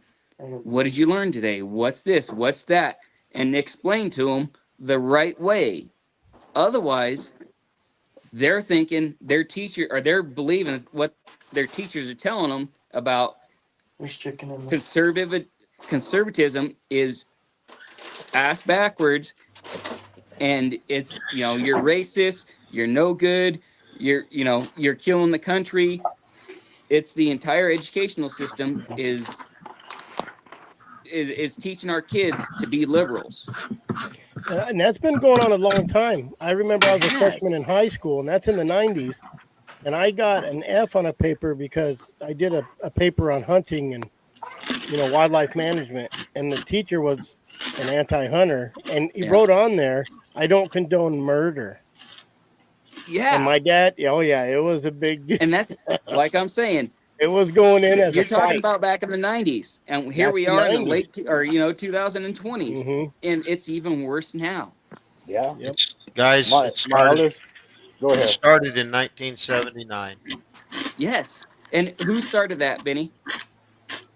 Well, the federal government took the educational system out of the local hands and made a public education board and headed it in Austin, Texas. Okay, so what did Russia say during the Cold War? Wait. Ask anybody am I these lying days. that they said that they would destroy us from within? Oh, yeah. But wait, ask anybody these days, what was the Cold War? Won't even know. Wouldn't even know. They don't know because they were never taught. I was there. So and it just blows my mind, right? I was born in the mid '80s. I'm that split between millennial and then what's the next one? I don't even know what the next one is. Anyways, I just seen it. It's we're Gen X, millennials. Oh, Gen X and millennial. There you go. I'm sorry. Like I'm on that split between the Gen X and millennial, right? I'm mid '80s. It is mind blowing the amount of people that don't even understand how the government works. They don't understand that their senators report to Congress and all that. Just how everything unfolds. People, they have no concept of how our government works. They don't know our history. And if you look back at what Russia was saying, they're going to destroy us from within. How do you destroy a country? You don't teach them their history, right? There's no history taught in our country. So then you get all this and it just snowballs, right? So you start when they're a kid. If they don't know their history, they don't care about their future. And You guys missed it though, because I'm a boomer, and we couldn't get out of school unless we knew all that stuff you're talking about, Rob. Yeah, same here. I was born absolutely. in 1970. And I was, granted, I was probably a little pocket of what still actually taught the old history, but it's because of my dad that was a boomer. My dad was born in 42. Jeremy, we can hear every chew you're making. Crunch. Crunch. I thought it was muted. No, I thought it was Jared at first eating something. Pass it around, buddy. You. So, and it all comes back to what we're dealing with now is people not understanding the process of the government, and they're just trying to circumvent everything to institute their ideology, right? Well, no that's hunting. where titles come in. That's where titles are important, because does anybody know what wildlife management or conservation is? Or no, your title says help us conserve, help us bring the mountain lion, conservative mountain lions, and they see these big words, but it's really just getting rid of dogs or not letting people hunt. Yeah. So Yeah, not what they're calling conservation now is actually preservation. They're not conserving anything; they're preserving. That meaning, and the two differences is conservation means management, preserving means zero management. You just don't touch it. You yeah. just let it go. That's what, like Right? the Federal Wildlife Fund. If that happens here in New Mexico, that makes the Game and Fish a federal entity. That I mean, what happens in Yeah. September when that red-bellied freckled frog is in those dirt tanks and you're hunting elk? And guess what? He's an endangered species, guys. This unit is closed. You can't hunt here no more because of this frog. Exactly. Yeah. Exactly. They're going to use those little minuscule things to This completely. butterfly or moth is Yeah. breeding in the forest or something. Yeah, Yeah. that means Yeah. that every animal under God's creation they're trying to protect. Yeah, they did that about the woodpecker and the owl over here, and we had a big fire in that Well, whole. So Aren't the these the- spotted owl, right? That's why Mhm. California has such fire issues now, because in the 80s they started with the spotted owl. Yeah.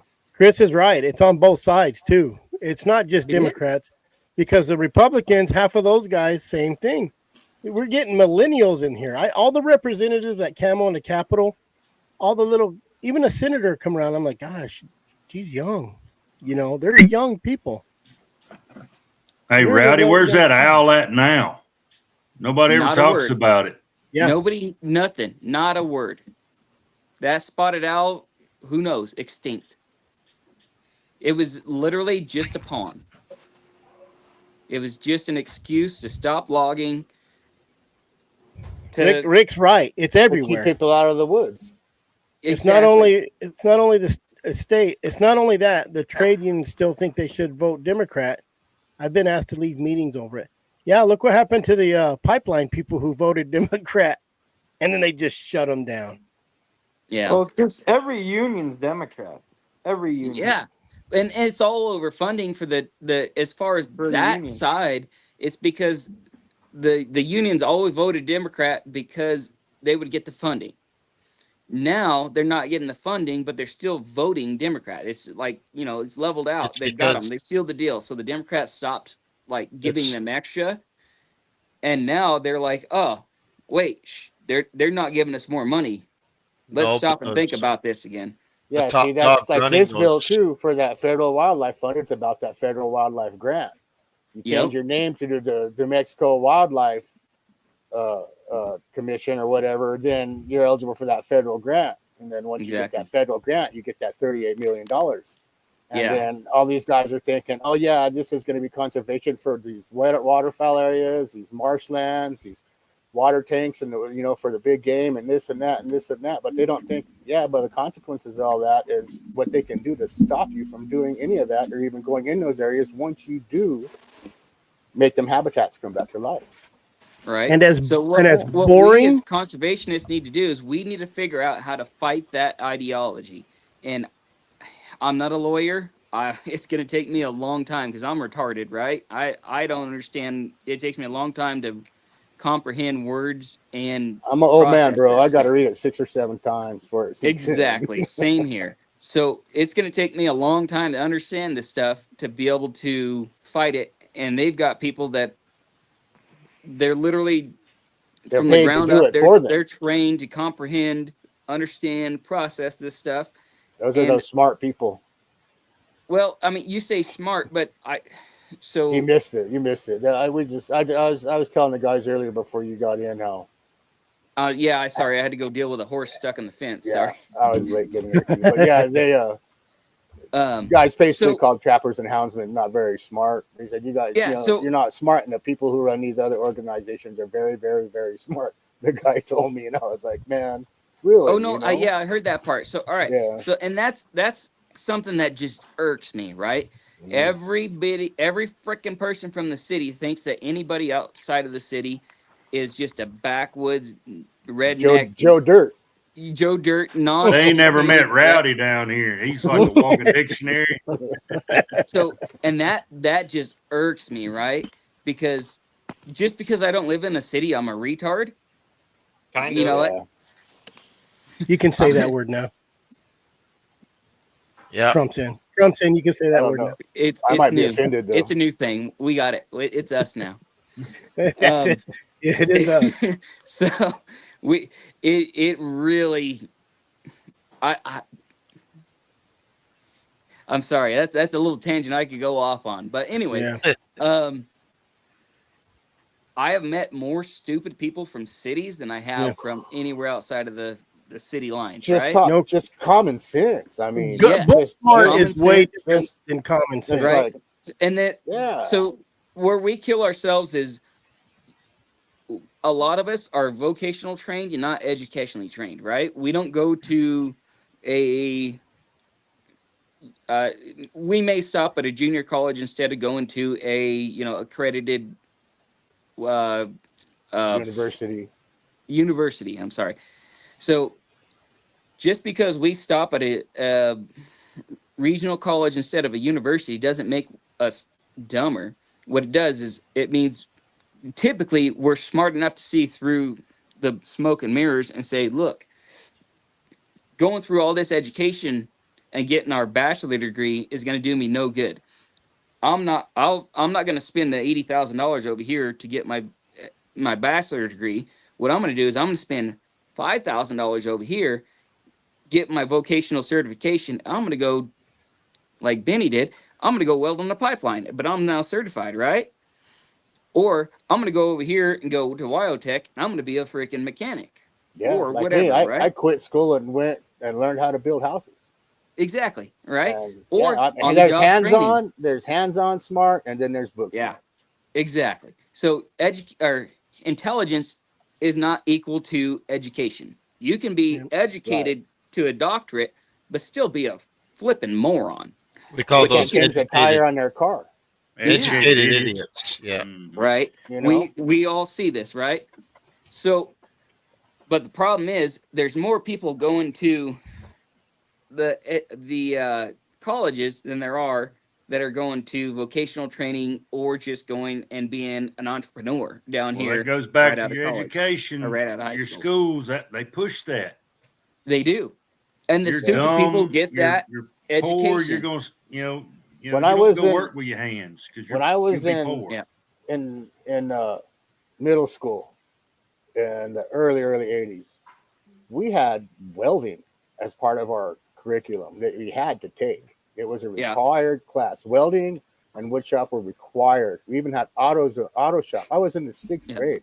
I was 13 years old, learning how to turn wrenches on cars and weld balancing. Yeah. And none of that's in the schools no more. Exactly. So, and that brings up another point I want to point out. At what age did your parents let you to walk to the store down the road, the corner store? I used to go buy smokes when I was like 8 years old from my grandparents. Exactly. So Same here, right? Now they're arresting people for letting their 12 or 13-year-old kids walk down 2 corners to the store, because that is child endangerment. Letting your kid walk 300 yards down the road to the store. Yeah, actually, I walked 3 miles to school. Yeah, every morning and back. And on the way home, get this, on the way home, I was like the only white kid in the school. Everybody else was the Mexicans, man. And every day after school, those high schoolers would come and throw rocks at us white boys. Yeah. So I would ride my bike 6 miles to school if I missed the bus, right? Nowadays, you'd be a parent would be put in jail for letting their kid ride that far from your house. Exactly. And then you think, what does this have to do with hounds? It's because nobody gets to do anything anymore. I was 13, 14. There's no accountability. I got on a 3-wheeler. I drove probably 10 miles after school, checked trap lines, and didn't get home though after dark. Yeah. So if you're not allowing your kid to go out there a mile or 2 miles from the house into the wildlife management area or whatever, national forest, Beeling. Yeah, my mom used to make feather jewelry. Oh, go ahead, Benny. Oh, I didn't say anything. Oh yeah, my Oh, mom who used to said do that? feather Oh. jewelry, man. I was like 8 years old with pellet guns and bird dogs hunting pheasants and doves and ducks and stuff to bring home feathers and food, I so my love you mom too. could make feather Thank you. jewelry to make money at craft shows, and we would Shut the have door, food to please. eat. You know, Yeah. So if we're letting them get away with trying to limit our freedom, as in our freedom to just travel in our general Run dogs. area, our Mhm. community, if we're letting them say, hey, a mile and a half is too far away for you to go play from your house. How can Then you your get on a parents have horse and go run hounds by yourself or go hunt? Exactly. My boy used to. Exactly. He would leave on Friday on his horse and come back Sunday.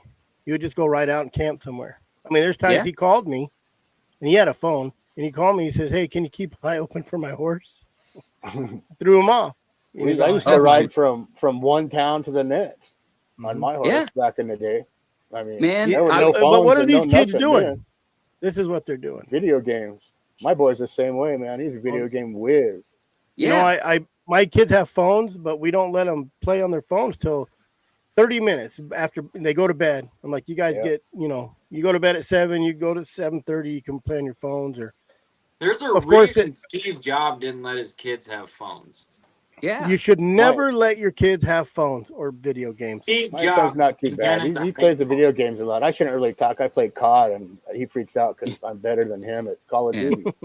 So, I mean, get this. My dad, when I was 13, 14 years old, I'd got, California, I had to be 12 years old to get a license, right? So I hunted with my uncle, learning how to deer hunt, and a couple friends and my brother for a year.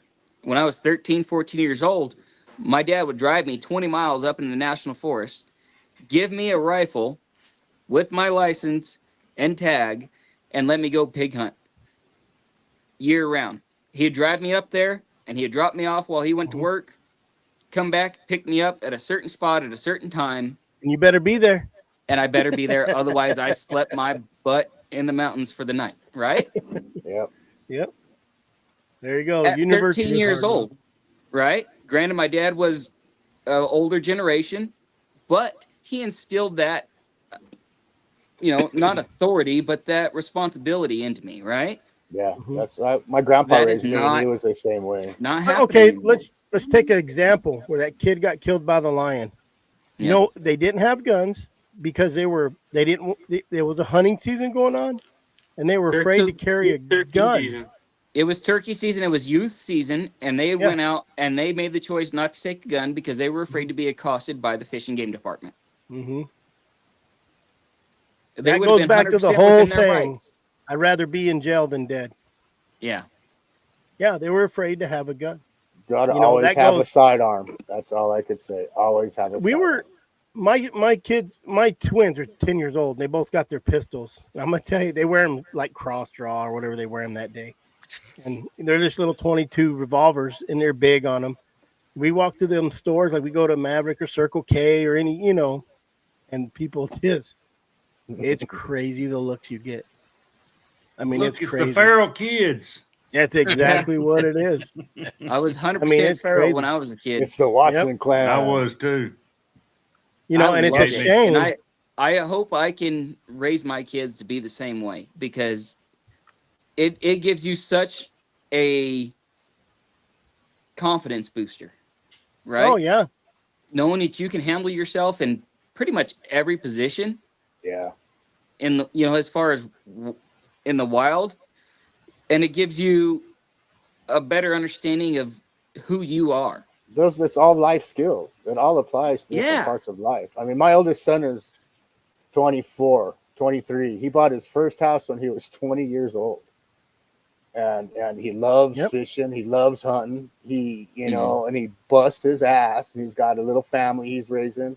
And people trip out because he's so young. And it's like, your dad raised you right. Yeah. They're like, wow. That's good. That's My awesome, son's man. 45 years old and still lives at home with me. They tell me, But This is it though, right here. You got to instill it in them. You got to put it Rick- in them.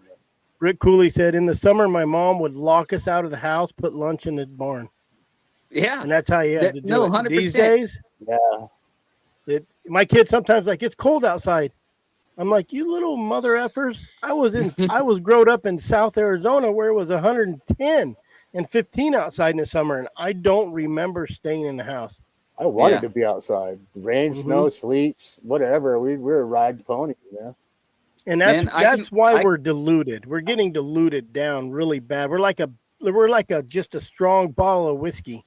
And every time you pour a little out, every time you have kids, people have a generation. They put a little water in it. And Yeah. then those kids, and then those kids. Who just So left? I can remember being a kid, as in a teenager, I don't know, 15, 16, something like that, being out fishing. During the summer, my dad dropped me off with my fly fishing pole and my vest and everything, shorts and tennis shoes, and I'd fish up and down the river there. And it was so hot. It was midsummer. I want to say it was like you're probably around 113, 115, that the deer would run from tree to tree.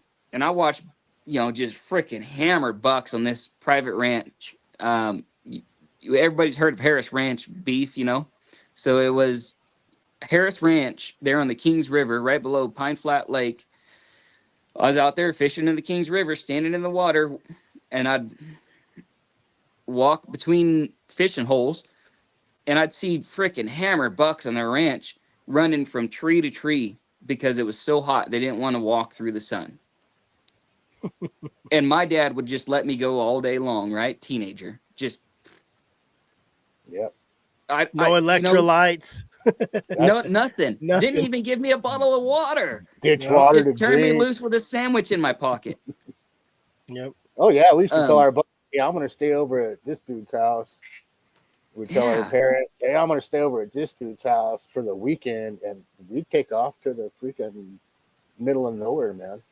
Yeah, I mean, We'd stay in and the that's swamp, or we'd stay out in some alfalfa fields, or we'd ride bikes up to the mountain or something, right. And And it's nobody ever considered knew. freaking child abuse now to do that kind of stuff. Let kids be, kids. Let 'em Well, be look, kids. I wrecked my dad's pickup when I was 14 when I was out hunting coyotes. By the time my kids were 14, they were driving my 1980 Toyota. Yeah. No power steering, so those are finger thumb busters. Yeah. Oh yeah. I said never Turn keep that your, booger. ask my kids. They never keep their thumbs in that steering wheel. Not on an 80. Yeah. And it was a 5-speed. And my 10-year-olds, I have video of them. I'd let them drive my Corolla when they went to work with me down here on the back road. They had a gas line road, and they would drive that Corolla 5-speed. I don't let them get a license unless they know how to drive a 5-speed. Period. Nice. I like it. So, but That's probably how gonna many be my 30-year-olds know how to drive a rule. 5-speed? Yeah, not many. And My then boy, that's what it is. They learned on. I make them that's drive me why- around. We're going hunting. Hit the road, dirt roads. Mhm. Change Oh, yeah. spots. Your turn. But My kids are all going to learn in my hunting rig. Yeah. and all these people you talk to, 40, 50-year-olds, you hunt. I used to as a kid. So his kids don't do it. So it's tough, and it's just getting watered down. And in the end, we will, I hate to say this, but we will probably lose here in the next few generations because there won't be no more. There'll be government hunters, or there'll be some sort of way that they control it'll be a rich man's sport. Then I'll be an outlaw. I hate to say it, but yeah. I mean, It'll be a rich man's sport. I hope it doesn't ever get to that point. But It's, if we it's keep- coming. Yeah. it is, Look at South but Dakota. To hunt, I mean, hunt waterfowl in South Dakota, you have to have a lease now that costs $10,000 to $15,000. Yep. Guess who's buying the leases? Outfitters. yeah. And a lot of that, in the way I guess rationalize that is, it's because the sheer number of people, right? If we didn't have 350 million people in the country and everybody's vying for the same amount of property, then it wouldn't be worth as much, right? Just- But well, we gotta put sorry. You got to put just to keep animals on the landscape now. They have to have a price. Exactly. We have to have a value on everything. Otherwise, we're all going to turn into a mine. Yeah. I mean, the mountain ranges down here, Nevada, Arizona, They're already expanding 2 mines down here in southern Arizona. You know, they're exploring other mines in Nevada. If the animals aren't worth anything, Then gold there's no is point in conserving them. Well, copper. you have wilderness, but they're not going to hold everything. That area that Jared hunts down there, where we hunted, So Yeah. the that problem will with be gone. wilderness, the problem with wilderness is it's not managed. It's just left. That's this place right here. It's Yep. everything needs to be managed, right? So if you leave it to Mother Nature, it goes to just a horrible boom and bust system. It will boom until it busts, and then when it busts, it destroys everything. And it starts So- fresh and new. And then it starts fresh again, and it takes a long time for it to really take Yep. to where it booms again. So you're going to get huge boom and bust with just massive lulls. That's the best way to describe best way I can describe it is you're going to get large lulls in between those boom and bust because it's going to be almost inhabitable. Yeah, generational lows. Yeah. It takes like Exactly. generations. And Yep. there's Well, you're not areas going to have to be. there's areas here in New Mexico that I used to do a lot of elk and deer hunting and have burned out. And it took them a few years to actually start holding good numbers again, you know? Yeah. Yeah. They just a good huntable numbers. This is Anyway. mine. like, well, for California as an example, when we have these large, giant, devastating wildfires over there, right? I go over there and I work, and then it takes like 5 years for the deer to re-inhabit Yeah. into those burns because those deer are so habituated to the just massively over thick, nasty brush that they won't go back into those burns other than the perimeters to feed because Yeah. it's too open. They don't feel safe. Yeah, they're not So safe. they need more thinning for the animals to be comfortable mentally in the better vegetation to feed. And it's horrible, right? So they had the Dixie Fire what is that, 4 years ago now, 5 years ago? I drove through it 6 months ago, and I didn't see a deer for like 60 miles in the evening. I only saw a deer on the perimeter. And when in the interior, it looked phenomenal feeding, right? Granted, all the big timber was dead, standing dead still. But whitethorn, I don't know it's whitethorn's a low brush cover, right? Deer love it. They'll get into it and bed down into it in between the bushes. They'll walk through it. For us, it sucks. It's like walking through briars because it's got big, giant thorns on it. But the deer, it doesn't bother them hardly at all. And it's one of their preferred browsing vegetations. Not a single deer track. I stopped and looked around, went, there's like nothing living in here. And it looks phenomenal. They're just not comfortable in that anymore because they're used to living in that just overly dense brush. Yeah, they like that cover. Yeah. You know what I noticed too about predators is I've gotten a few calls where the lions are real close to town, and I was just talking to my dad today about how the coyotes, you don't find them in the desert no more because they're all. Why would you go try to chase a rabbit through a cholla when you can go dig out of a trash can and eat a cat? Same with the lions. Why the lion's going to go try to chase a skunk or porcupine when they can just go get a dog? And that's what they do. More than you know. Where I run a lot of lions, it's like a travel corridor. And there's a lot of agricultural along it and a lot of goats and sheep and horses, and chickens, and a couple dairies. And the lions always come through and take for some reason they like them goats more than anything, really. And they always raid on the goats on people over here. You know, Goats do taste good. I mean, it's good. Yeah. I don't blame them for wanting And to eat then, them. and then, like when the migration starts coming, and like during waterfowl season, and the cranes, sandhill cranes are here, and all the ducks are coming in and stuff. Them lions and those bobcats, man, it just seems to get overrun with them in these areas. It's crazy, and they could be Makes sense. on the river right there, and they're like 50 yards away from people's houses and sheep and livestock. They're all down in Tehama Wildlife Area for the winter, getting eaten by wolves. Hey, Yeah, that's the same. That's the same travel corridor I hunt. Oh, so you're from California? No, I'm in New Mexico. Oh, There's a place called Tamaya. so that's- It's a reservation, and it's on the Rio Grande River corridor here in New Mexico. And they have actually do studies on wildlife and stuff, and they put collars on a few cats and stuff, and they watch them migrate and stuff. One went from like Tamaya to freaking all the way up into Colorado and all the way back and swam back across Navajo Lake and then came back down into New Mexico, then went down into the Rio Grande and came down south towards Socorro. okay. And that cat traveled like 2,000 miles. Swam All across right. a lake that's like 15 miles wide. Oh, jeez. But yeah, so it's like the river runs between communities all the way through the state of New Mexico. Okay. And it's just like a big ancient travel corridor, and I'm sure that's what it is. So the line's been using it habitually for centuries, right? Yeah.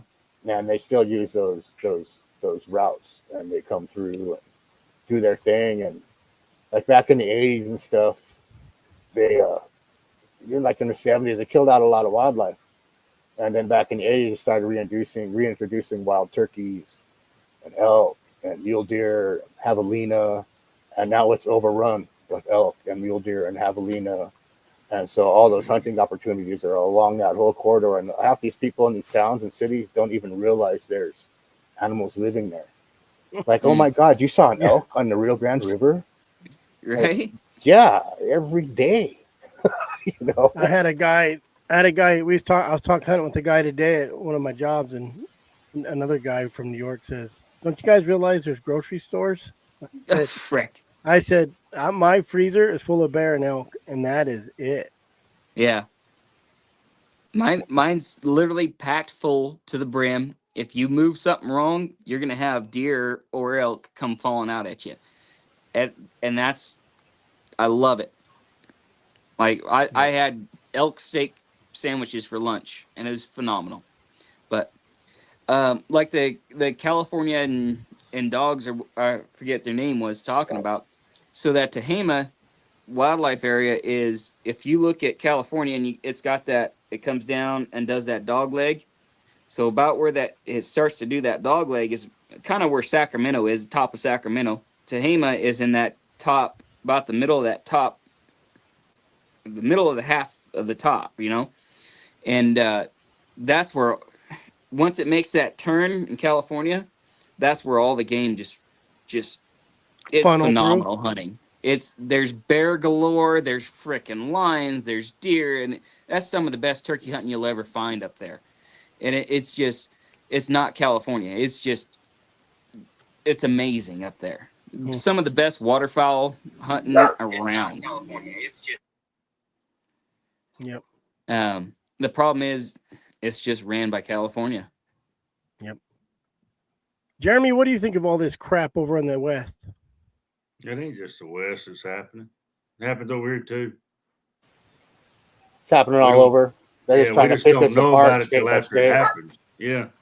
Well, that's what they were doing this time. This bill all of a sudden appeared like 4 or 5 days ago, going to its first committee like the next day. Oh, they push it fast. They push them fast now. Yeah, it got too fast. And Maybe we should just bring back the RC car bombs or something. It's going to the and conservation start blowing committee up all next. the antis. Yeah, go cartel on them. Yeah. Yeah. Just any anti-hunting person in the legislation or government, they just, they go, we make it a undesirable position. Well, and then they won't fill it. We don't pay attention to a lot of us don't pay attention to the politics. And then people get in there and you don't really pay attention to who they are. I don't know who half the people are in there. I don't pay attention because I'm busy. The average working American is working. They're paying attention to trying to we're pay their so bills. busy trying to survive. Hmm. Yeah. So You got to you get don't in really- there.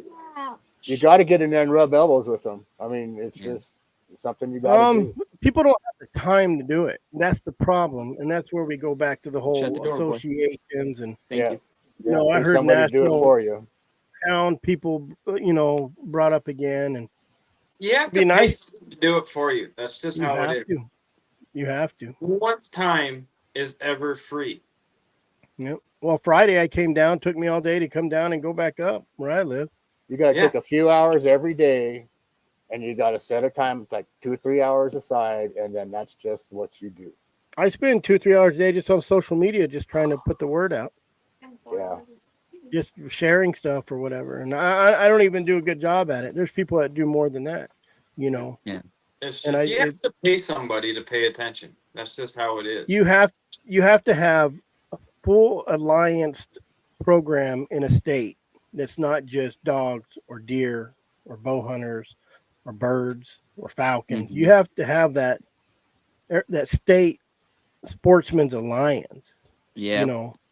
And then every state should have Arizona Sportsman's Alliance, New Mexico Sportsman's Alliance, every state, and then there should be that National Sportsman's Alliance, that United Sportsman's Alliance, and that every one of these should be a But you member have of it. to.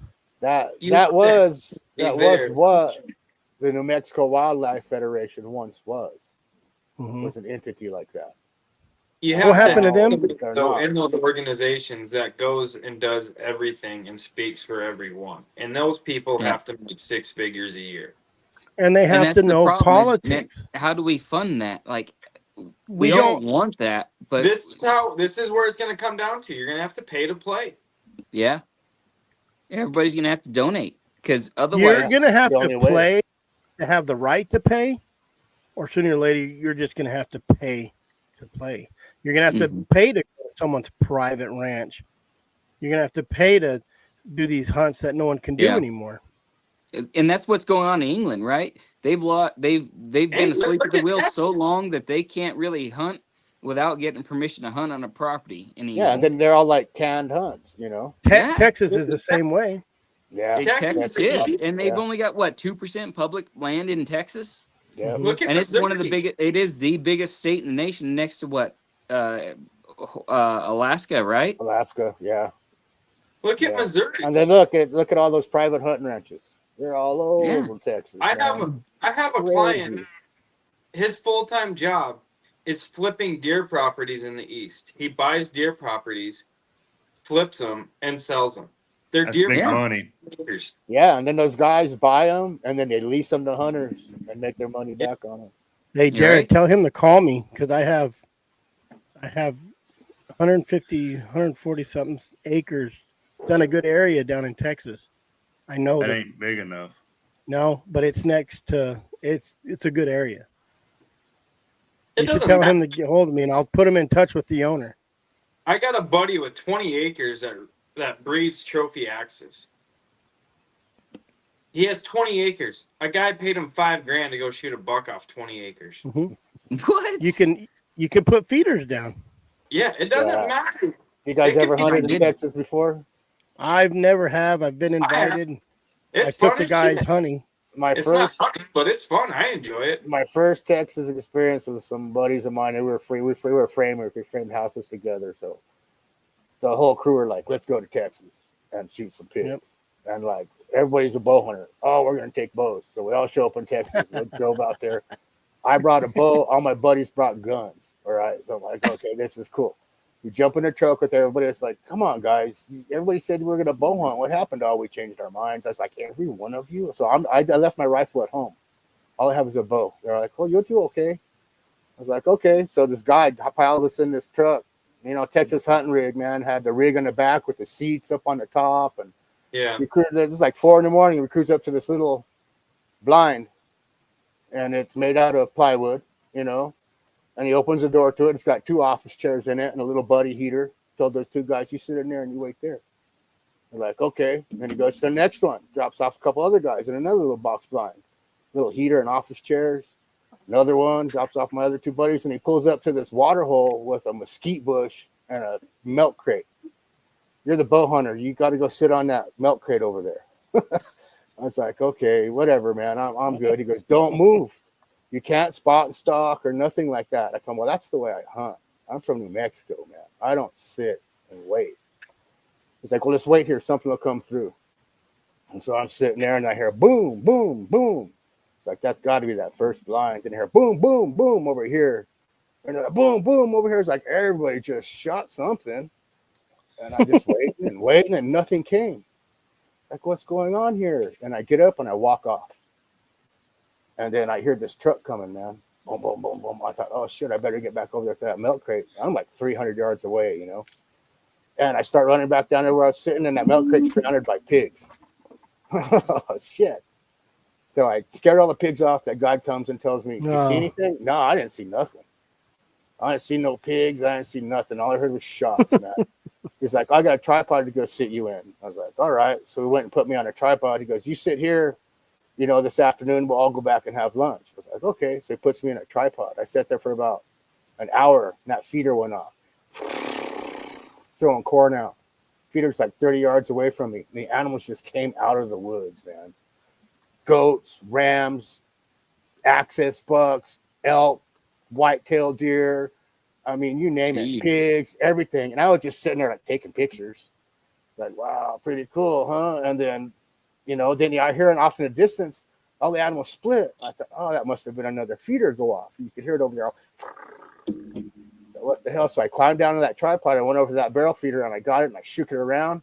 I put corn in my pockets and made a little trail over to my stand. And when they heard me messing with that barrel, they all came back. And they surrounded me before I could even get in the stand. I was grabbing rams and deer by their horns and throwing them out of the way. And I jumped back in that stand and I was like, I can't shoot these animals. This isn't hunting, man. This is like high fence hunting. High fence. This is like a petting zoo. I could jump down and they'd come and eat right out of my hand, man. And I was like, wow, that's crazy. So I didn't shoot nothing the first day we were there. And then after that, I told that guy, you got another property I can just like walk around, you know? And it was nuts, man. And then I shot this ram, world record Mouflon archery ram. And I guess before the guy took me out, the owner tells that guy, you guys don't shoot that ram with that Texas state land cattle tag on his ear. And all the rams they had tags on their ears, orange, white, yellow, green. They're all different price ranges. So you could visually, oh, look, there's a $200 ram. Shoot it, right? Like a yellow tag was like $200. Well, we're watching this nice Mouflon ram. And I was looking at the tag through my binoculars. I told him, that's a yellow tag, right? And the guide with me, standing right next to me, says, yeah, that's a yellow tag. And I told him, he goes, take your shot. I told him, no.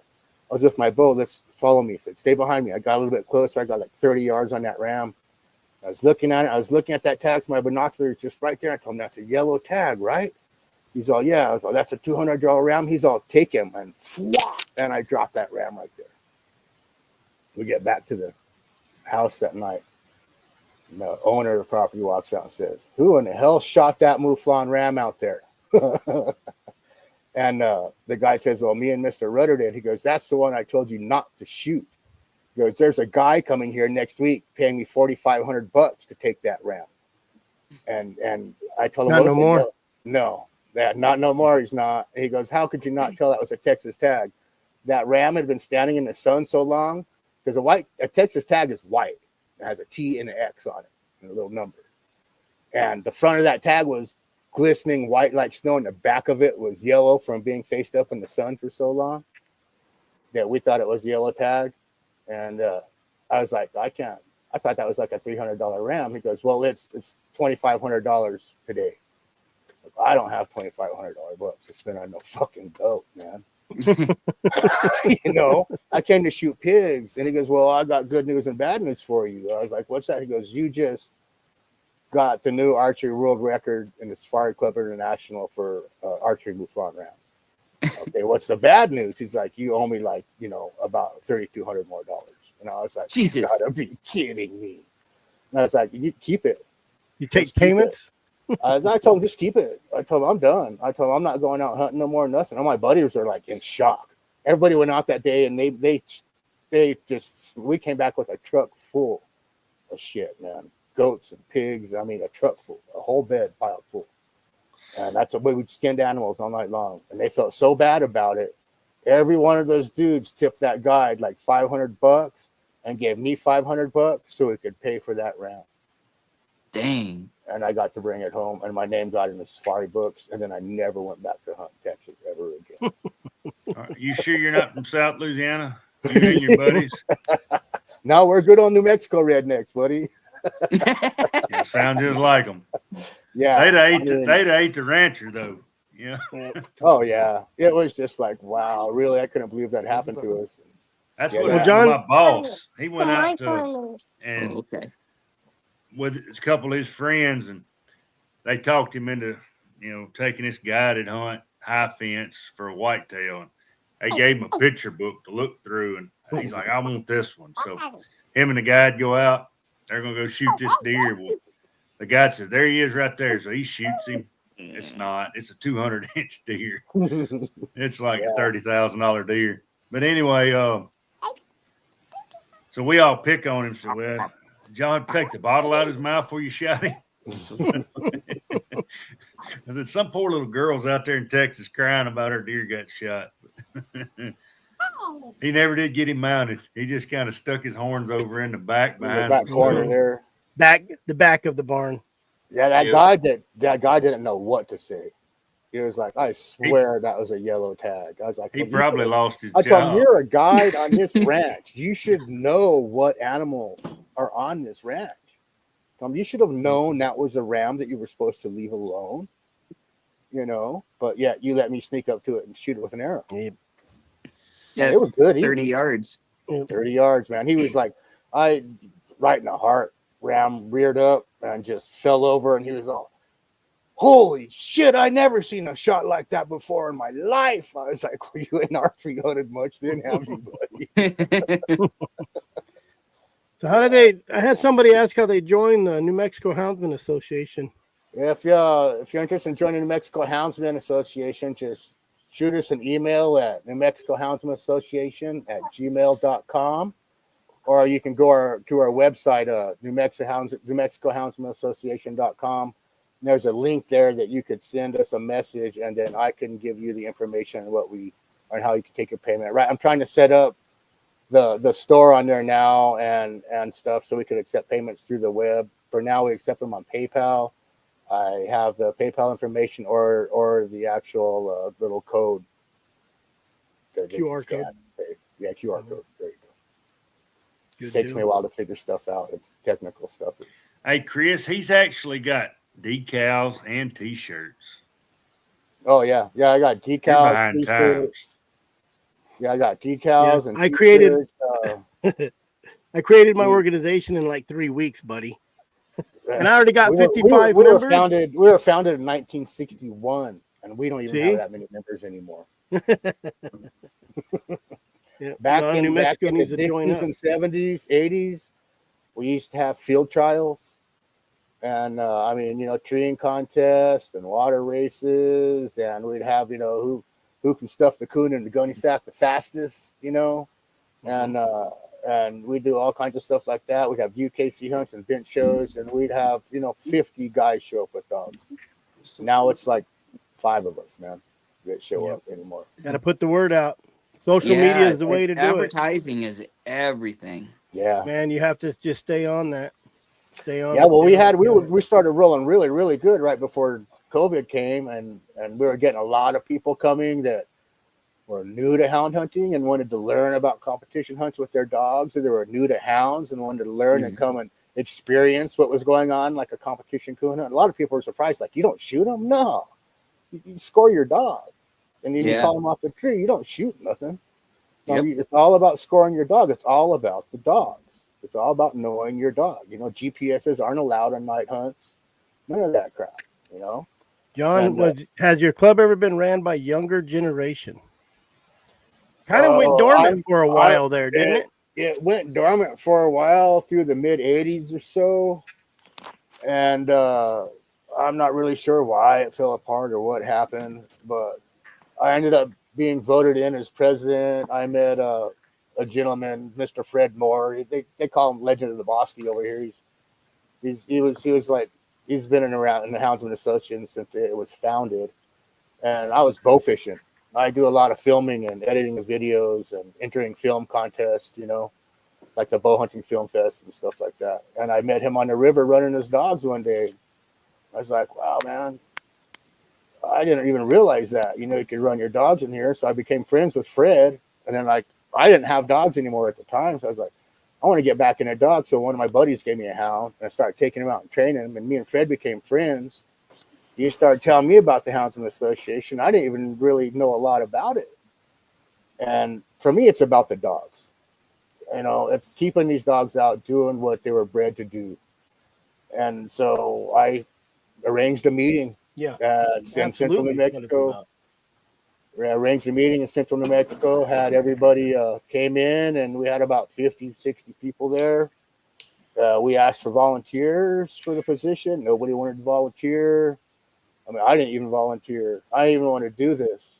It was the farthest thing from my mind. And then they asked for nominations, and my name was the only name that came up. And then hands just rose. So here I am. Love it. Here I am now, like 5 years later. You won by default. I won by default. Yeah, I won by default, and I've learned a lot just about the politic world of hunting, and I've learned a lot about competition coon hunts and stuff that besides just running bears and lions, you know what I mean? And I mean, one of my dogs is a state champion dog here in New Mexico. We've won Arizona before the Kennel Club hunts. But yeah, if you're interested in joining, reach out. I'll be happy to talk to you or correspond with you through email or anything like that. New Mexico Houndsman Association.com. Yeah, that should be our website. There you go. Well, we appreciate you jumping on and telling us about OSB 5. What do you think it's going to do? Think it's going to go? Right now, it's not looking really good. I mean, I think it might pass through once they do some amendments to the bill. They might get it passed this time. I mean, I got a lot of people asking me why are you standing against this? Well, why have we stood against it for the past three times it's came up? The same reasons is that, we tried to keep the antis out of our government and keep the voice of the hunters in the state instead of, the voice or the politicians and these 503C organizations. It's hard to say. It's really hard to say. A lot of non-hunters, non-houndsmen, and non-trappers do oppose the bill. So it's really up to the people. That's what it comes down to. It's going to be up to the people. Well, hopefully it goes good for you. Anybody in New Mexico needs to get hold of John and help out. Thank you guys. Thanks for having me on. I appreciate it. Always a good time. Something else comes up, let us know. All right, guys. All right. Thanks, John. No sweat. You guys have a good one. You too. I'm done with politics. I'm done with politics. It's wearing me out.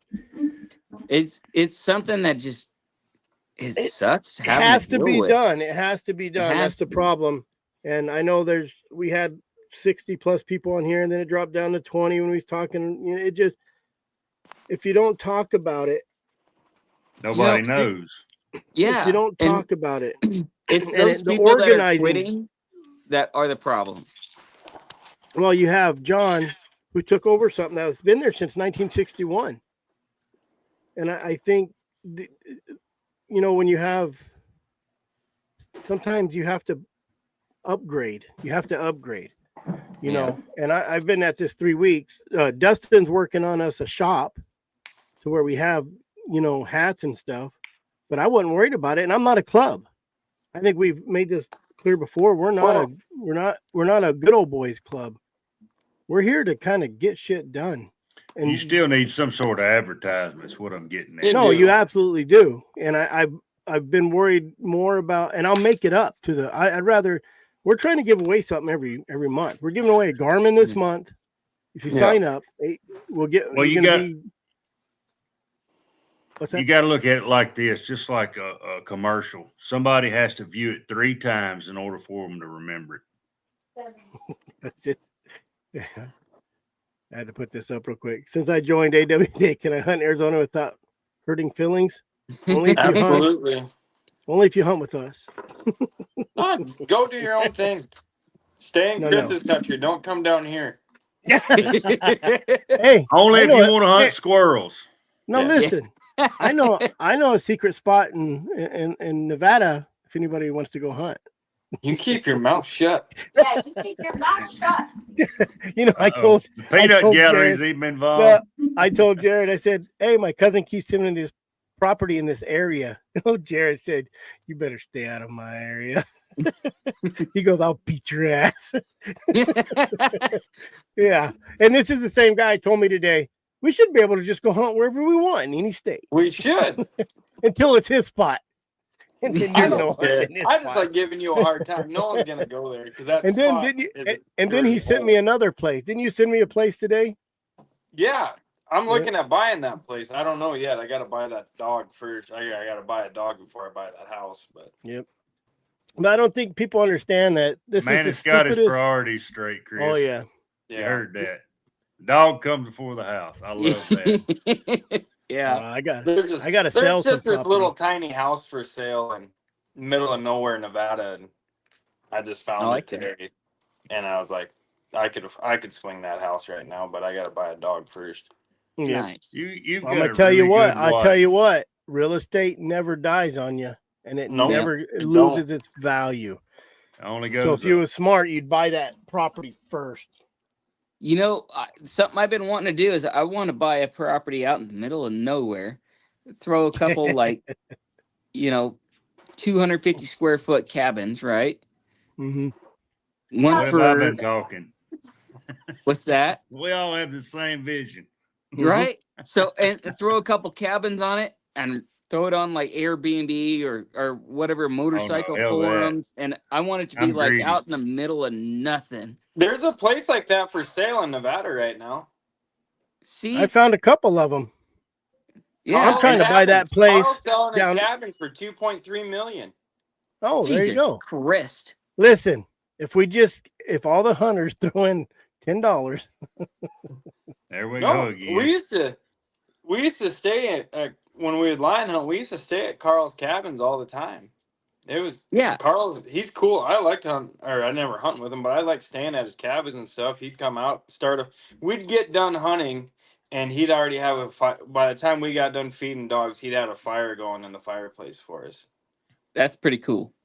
No, Yeah, stuff like it that. I mean, I probably wouldn't be out making fires for people, but have it set up so that, there's a cabin out there. It's got water. It's got a restroom. It's got a shower. It's a place to sleep because what do they call those motorcycles that they go all across the country on? enduros, Maybe it's the enduros. the enduros. Yeah, so they go camping and stuff, and it'd be a spot for them to hit where they need to shower and shave and whatnot. Mhm. $100 a bed a night. Yep. Out in the middle of nothing, but it's You gonna know, be and they hot got- water. You got a stove. You know what? You got a wood stove. I wish I knew someone who could build an app. I'm not, I knew a guy, but he moved. But so motorcycle guys have that app. So when you're Yeah. riding your bike on the road, Exactly. there's places you can stay at houses. Exactly. Why don't we have a hound app? Called gotta the we dog don't get house. along. No one likes each other. Yeah, you Because got a you'll point. I stay don't in like their anybody. area. Yeah, like no one's gonna be like, yeah, use my stuff while you go and kill my lions. Yeah, come on over. No, and honestly, and that's kind of why I'm building my property a little bit, or building my property up a little bit. That's one of the things I want to do is say, hey, look, guys, I've got a 10-stall kennel. Come stay So all here. you I've need got is a a spot 10 for by you, 10 shed with a bunk bed in it. right? And I've got Jared a spot. If you've talks got ab- tents, I got a spot. I got water. Mhm. Jared Come hang talks a out. big game, but $20 he's a really, night. really loves sharing. He That's does. just with you, Jeremy. That's because I enjoy your company. Everyone else can screw off. That's because you can't keep up with them and you just turn around and go back anyways. I kept up till we was He going did. back to the truck. Uphill's a battle for me. Yep. Yeah. I can fall downhill. or Yep. just sit That's on your easy. butt That's and the easy slide. part. Yep. Yeah. Just Yeah, don't lean I'm forward. done with this politics. I think we'll just do a 15-second communist segment about politics and move on. Brainwashed. I idiot. say know, but bring it- back the Irish car bombing. You know, Yep. Dude, it's if they're anti-hunting,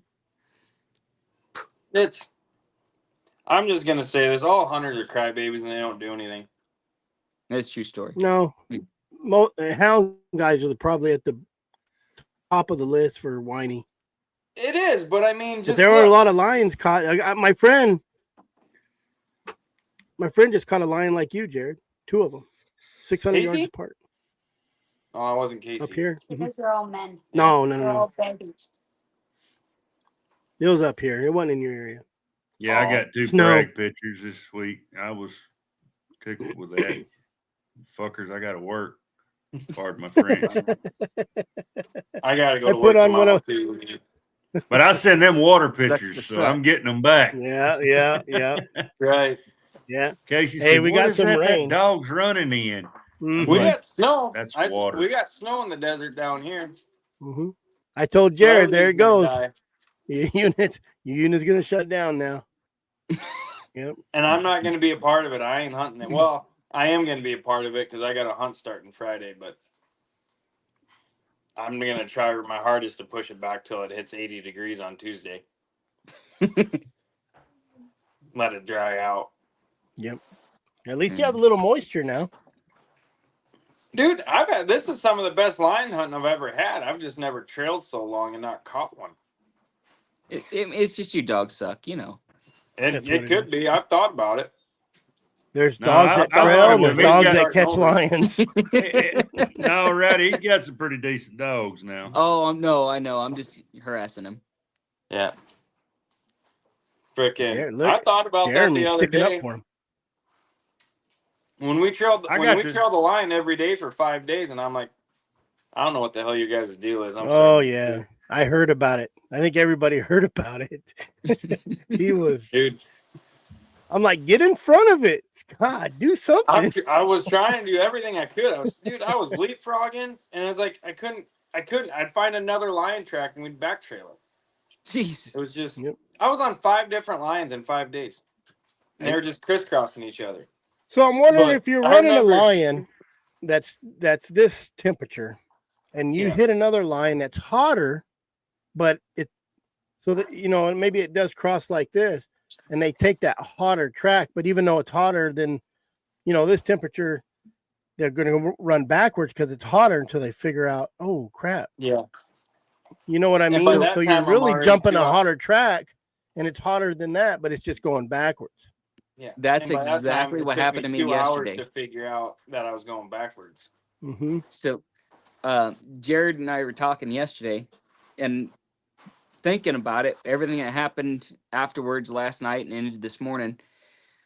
So, I had my males out on the ground, and they cut something and took off. And I was pulling up a snowy grade. I was in the snow, just because it was. You The hunted the available snow. Just say conditions. you hunted the snow for Christ's I sake. was hunting It's the snow, fine. and I don't like it, but I It's was hunting the snow. fine. So I was hunting the snow, and it was the available conditions, all right. So otherwise, I wouldn't have been doing it. But as I'm pulling this grade, I couldn't stop because there's no way I'd be able to get started again. So I was pulling this grade up this power line road, and as I'm pulling this grade, I could hear my males out my right window start opening, and I get up on top of this flat spot, and I stop. And right in front of me are some lion tracks, and I hop out and I go check it out, and there's a track going each way.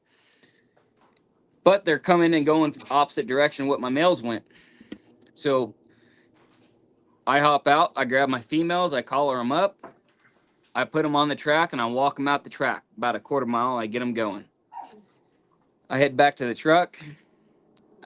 I have my 3-year-old son with me, so I couldn't just walk with him. Otherwise, I just walked with him and kept going. Yeah.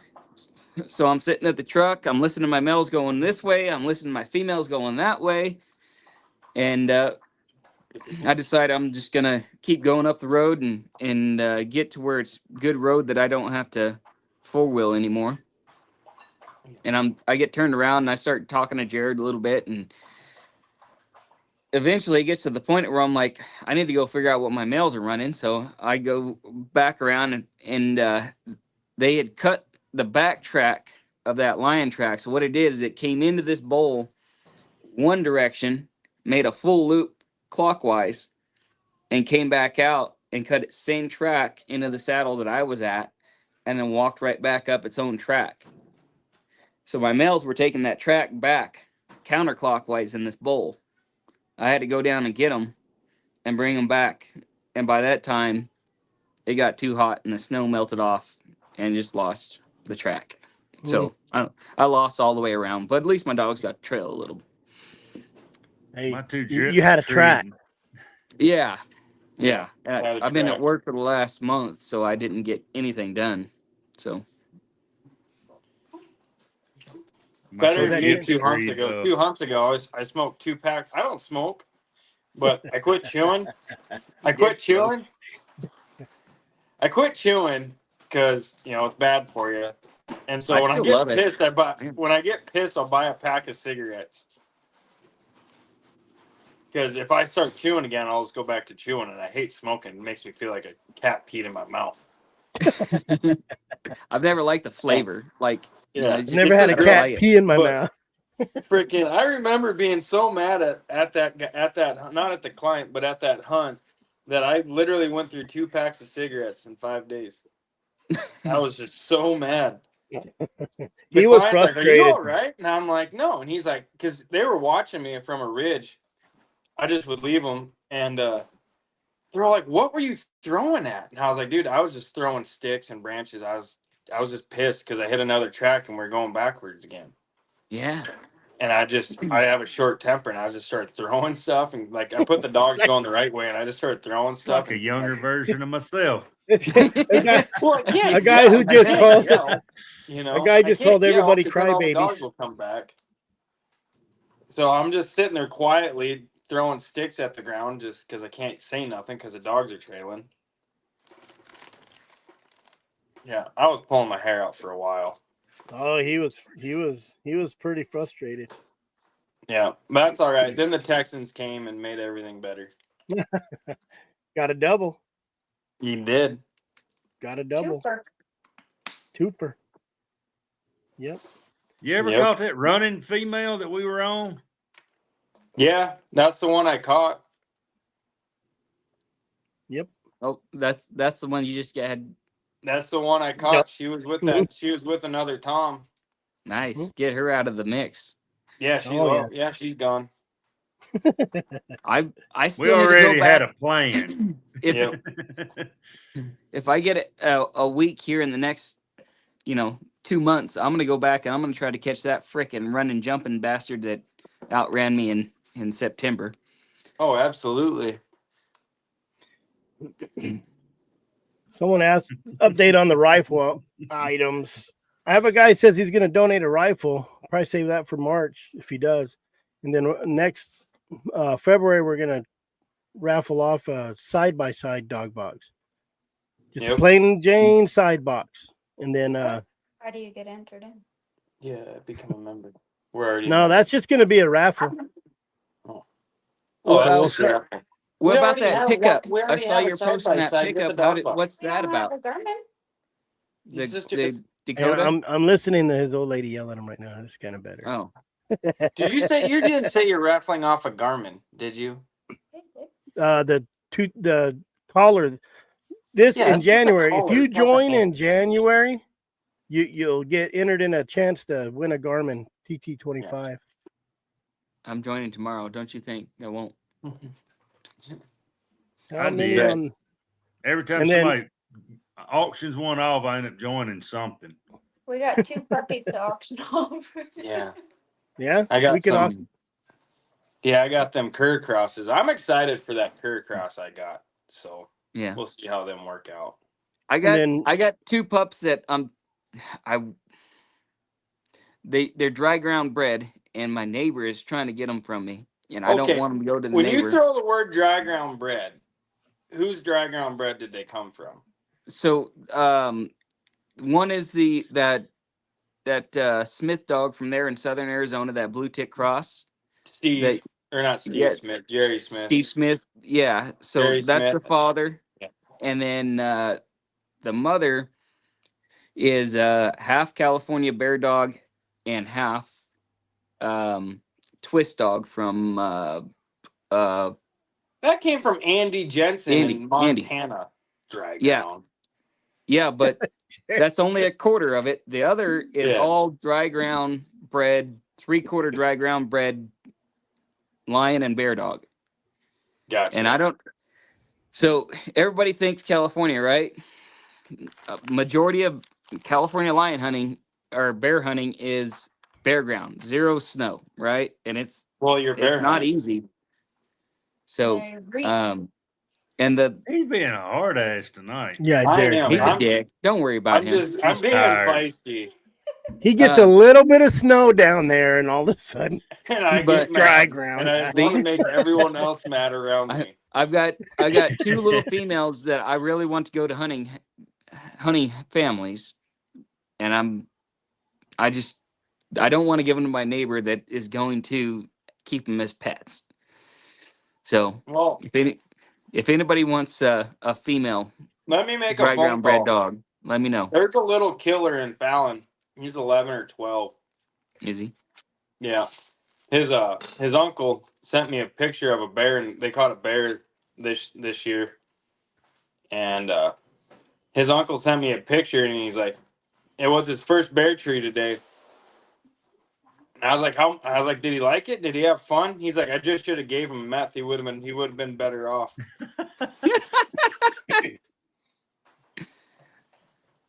So, So many maybe on I'll the- make a phone call and see.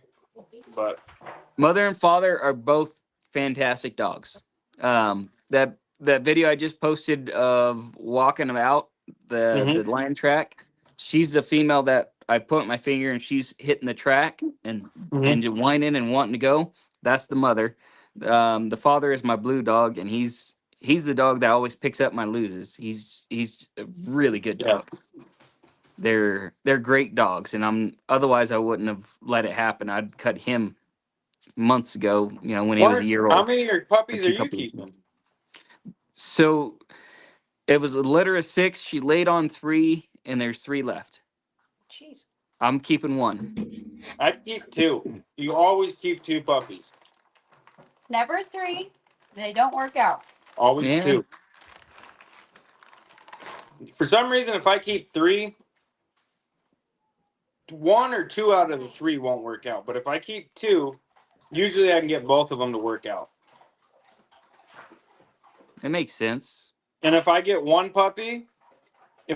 single puppy, he's at my heels until he's like a year old, because my dogs don't like puppies. My older, bigger, better dogs, like my June dog, she won't let a puppy even lay next to her in the dog box. Sounds like dirty. Yeah. So if I get 2 of them, if you get 2 puppies, they stay competitive with each other.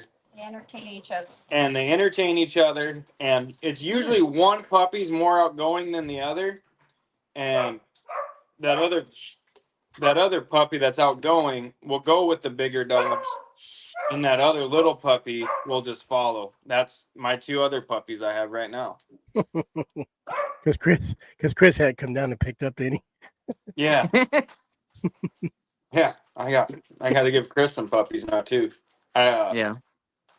I had an accidental litter, but I'm hoping it works out. Those are the best ones, man. I'm telling you. They're half cur, half hound. And How many? I was talking. How many did you have? I got 7 pups. Oh.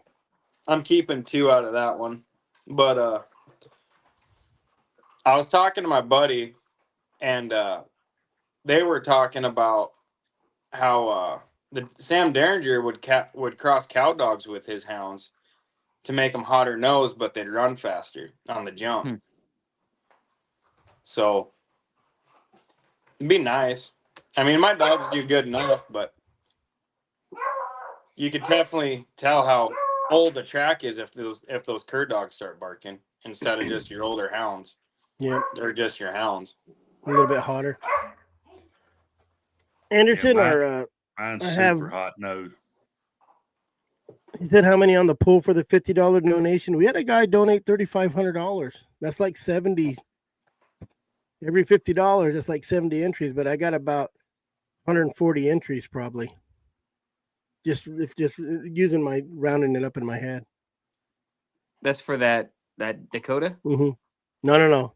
I haven't started that one yet, Oh, but I will. I it's getting pulled in the shop, new tranny and all that good stuff. nice. Automatic Oh, yeah. manual. No, it's automatic, 4-door. Yep. I've been literally when you posted that, I was looking at Dakotas, going, "Shoot, I need a 4-door. I want I want a 4-door, so that way I can haul the kids with me and lay them in the back seat while I'm driving, and they can fall asleep." Mhm. With a short bed 4-door, small, compact truck is what I would like to have. And I was like, "Dang, that's a good idea with the Dakota." Yeah, my son's mad because I didn't know he wanted it, and I thought he was gonna give it away. We got a couple of them around here, so we got all the parts to get it going. Just got to get it going. And I got Apex Dog Boxes is gonna build is gonna rhino line it, bed line the whole cab, Heck yeah. and then we're gonna tear that bed off and build a flatbed on it and do a removable dog box, but it'll be a flatbed dog box. It'll be all Nice. juiced up with probably lights and radios and Heck Dude, yeah, that that's good Apex deal. dog box guy's legit. I will say that. yeah. Well, he's going to Brad build us a side-by-side dog box to raffle off in February. So we'll probably just do like some $20 raffles. And he said, like he'll do the dog box, and if you want any upgrades on it, like lights and water barrels and all that fun stuff, he said he could probably do it for like $800. So you're getting like a $3,500, $3,000 dog box for another $800 for upgrades. Mm-hmm. And we're not building it until someone wins it. He said he can have it built in a week, unlike other dog box companies. Yeah, like the one 1 I have. year and waiting. Yeah.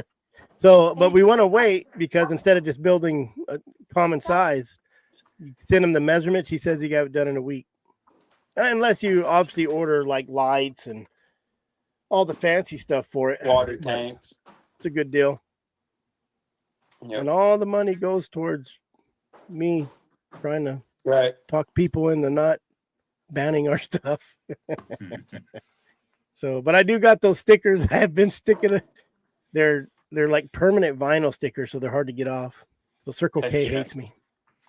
I stick them everywhere. Every forestry bathroom I stop in. Heck yeah. I came through Globe and Superior shut down. I knew it was shut down, but I like going through Winkleman, and it's only like 50 miles out of my way, and I love going through Winkleman and Kearney.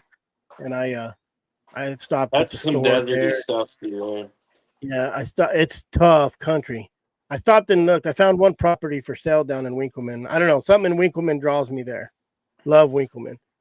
But I stopped at the trailhead, put one on the board, stopped in the Salt River Canyon, put one in the bathroom. It's the one with the QR code, so There I you don't go. know. And what I'll do, I think what I'll do is I'll have we'll do a contest that whoever sends me more pictures of my stickers places will give away something.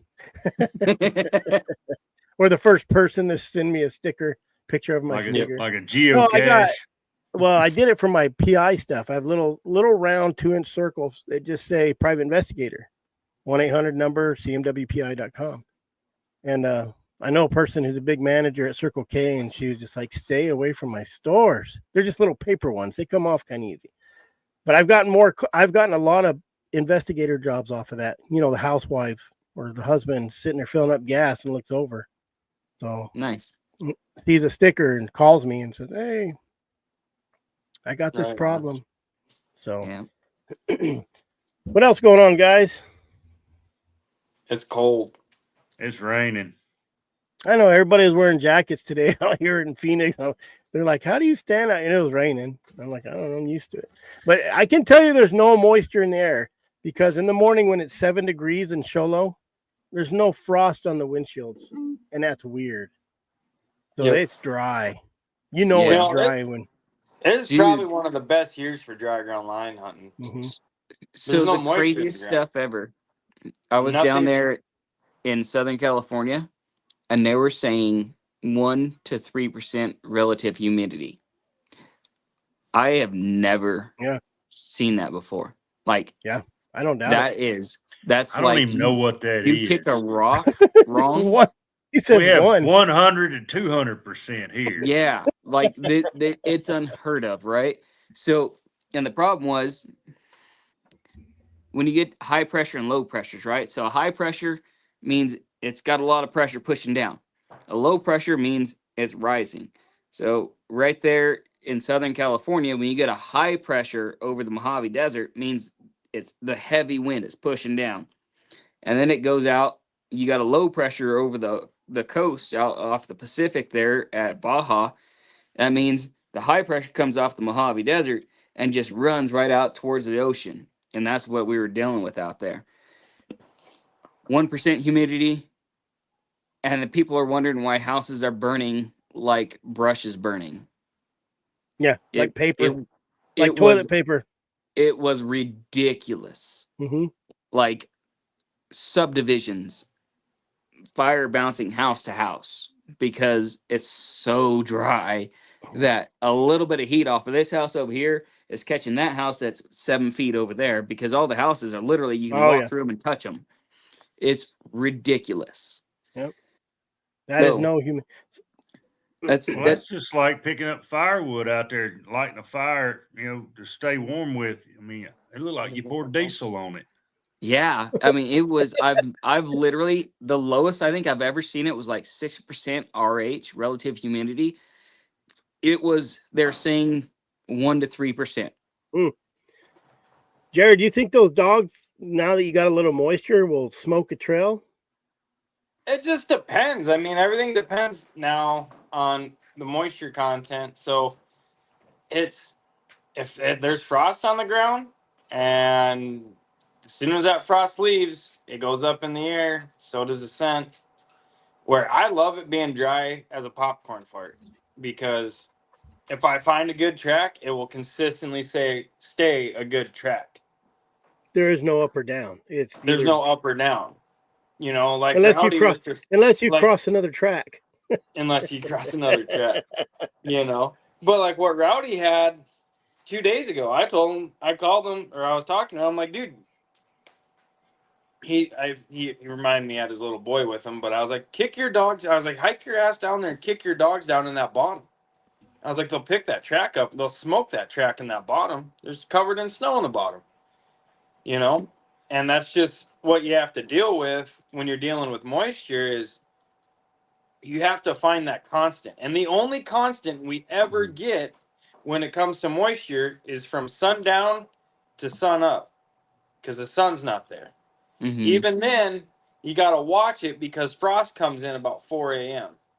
And when the frost comes in, it'll freeze that track so hard sometimes the dogs can't smell it, depending on the frost temperatures. But from sundown to midnight, man, those are some golden hours for lion hunting if you're in Nevada. Don't do that if it's illegal. Well, I usually stop at dark and I start trailing coons. That's what I do. Yeah. That's right. I don't start till dark. I waited on the fire trucks to leave, and I went over and turned mine loose, see if I could smell that 2-day-old track. They could. But, it's like 2 days after a rainstorm is miserable. either you're gonna smoke that lion first thing in the morning, and the dogs are gonna hit it and smoke it, or you're gonna trail for a couple hours and then it's gone. At least you know which way it's going and where it was, though. In the This is what I dust, like yeah. about the desert is the tracks are fabulous after a rain. Yeah, But like you said, that Well, lion even I in the dust, ran I in mean, September when was we're fantastic. dry. Dogs ran it like they were looking at it. Yep. You know. Well, that's you got that video I sent you of that Jip the other night, you know, just moving like one of y'all's dogs. Like every leaf she'd stop and bark or stop and sniff. And I mean, she did that all night the other night. Now the first two she treed two within 23 minutes. And I then like it. you know, took her 23 minutes to tree the third one, and you know, an hour to tree the fourth one. But you know, she was pecking along just like she was in the dirt. And I said, you know, I don't normally get that close to them because they're normally not hunting that close. Normally you can't keep up with them, but she was hanging right there with me. I didn't walk 400 yards that night. Treed 4 coons. Dang. There you go. You Well- know, and it all depends. Like those boys in Oregon, where they're on the coast and it's always just muggy. The conditions are always the same. yeah. That's the big thing is keeping conditions the same. And that humidity pushes that track down, huh? When you got a lot of humidity. If that humidity is just sinking, you know, Setting on it. just like when you're driving, like when you're going dry ground lion hunting or just dry ground hunting, when you're kicking dust up, watch what the dust is doing. If it's just blowing up and clouding everything out, you're not gonna. It's gonna be a tough day because the scent's doing the same thing the dust is. Now you're driving and that dust is going up and it's just dropping right back down. That's gonna be a decent day. When you see it That's- just lay that's across your that barometric floor. pressures Yeah. and your high-low pressures as far as like if they say, oh, you got a high pressure moving in, that's a good time to hunt because it's like pushing everything down, right? So your barometric pressures, it's the old, is the smoke coming out of the chimney and dropping or is it rising? Mm-hmm. Yep. Yep. When you see the smoke doing this, Yep. go run. Go run. Exactly.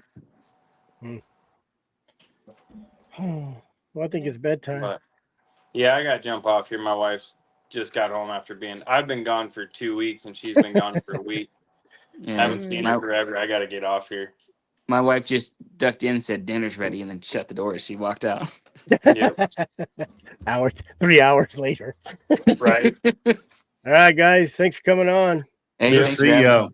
See ya. Next week, let's just tell stories and talk about dogs. I don't want to hear Yeah. another letter. I don't want to hear I don't another want- I don't want no HB, bills. SB. Yeah. No, not unless something stupid happens. But I'm hopefully gonna try to lately- run dogs this weekend and make some stories. Here Yeah, I'm lately, going it's up. been raining on Wednesday night, so I've been able to join. we're supposed to get some snow tonight up there, and I'm in my little Corolla down here. So if I can make it back up there tomorrow, then I'd be I'll go hauling do butt some- up there. I talked to Casey. He's going out tomorrow morning. So yeah, he got a little snow down there too. yeah, he caught one yesterday. Hmm Yeah, he rubbed it Oh. in.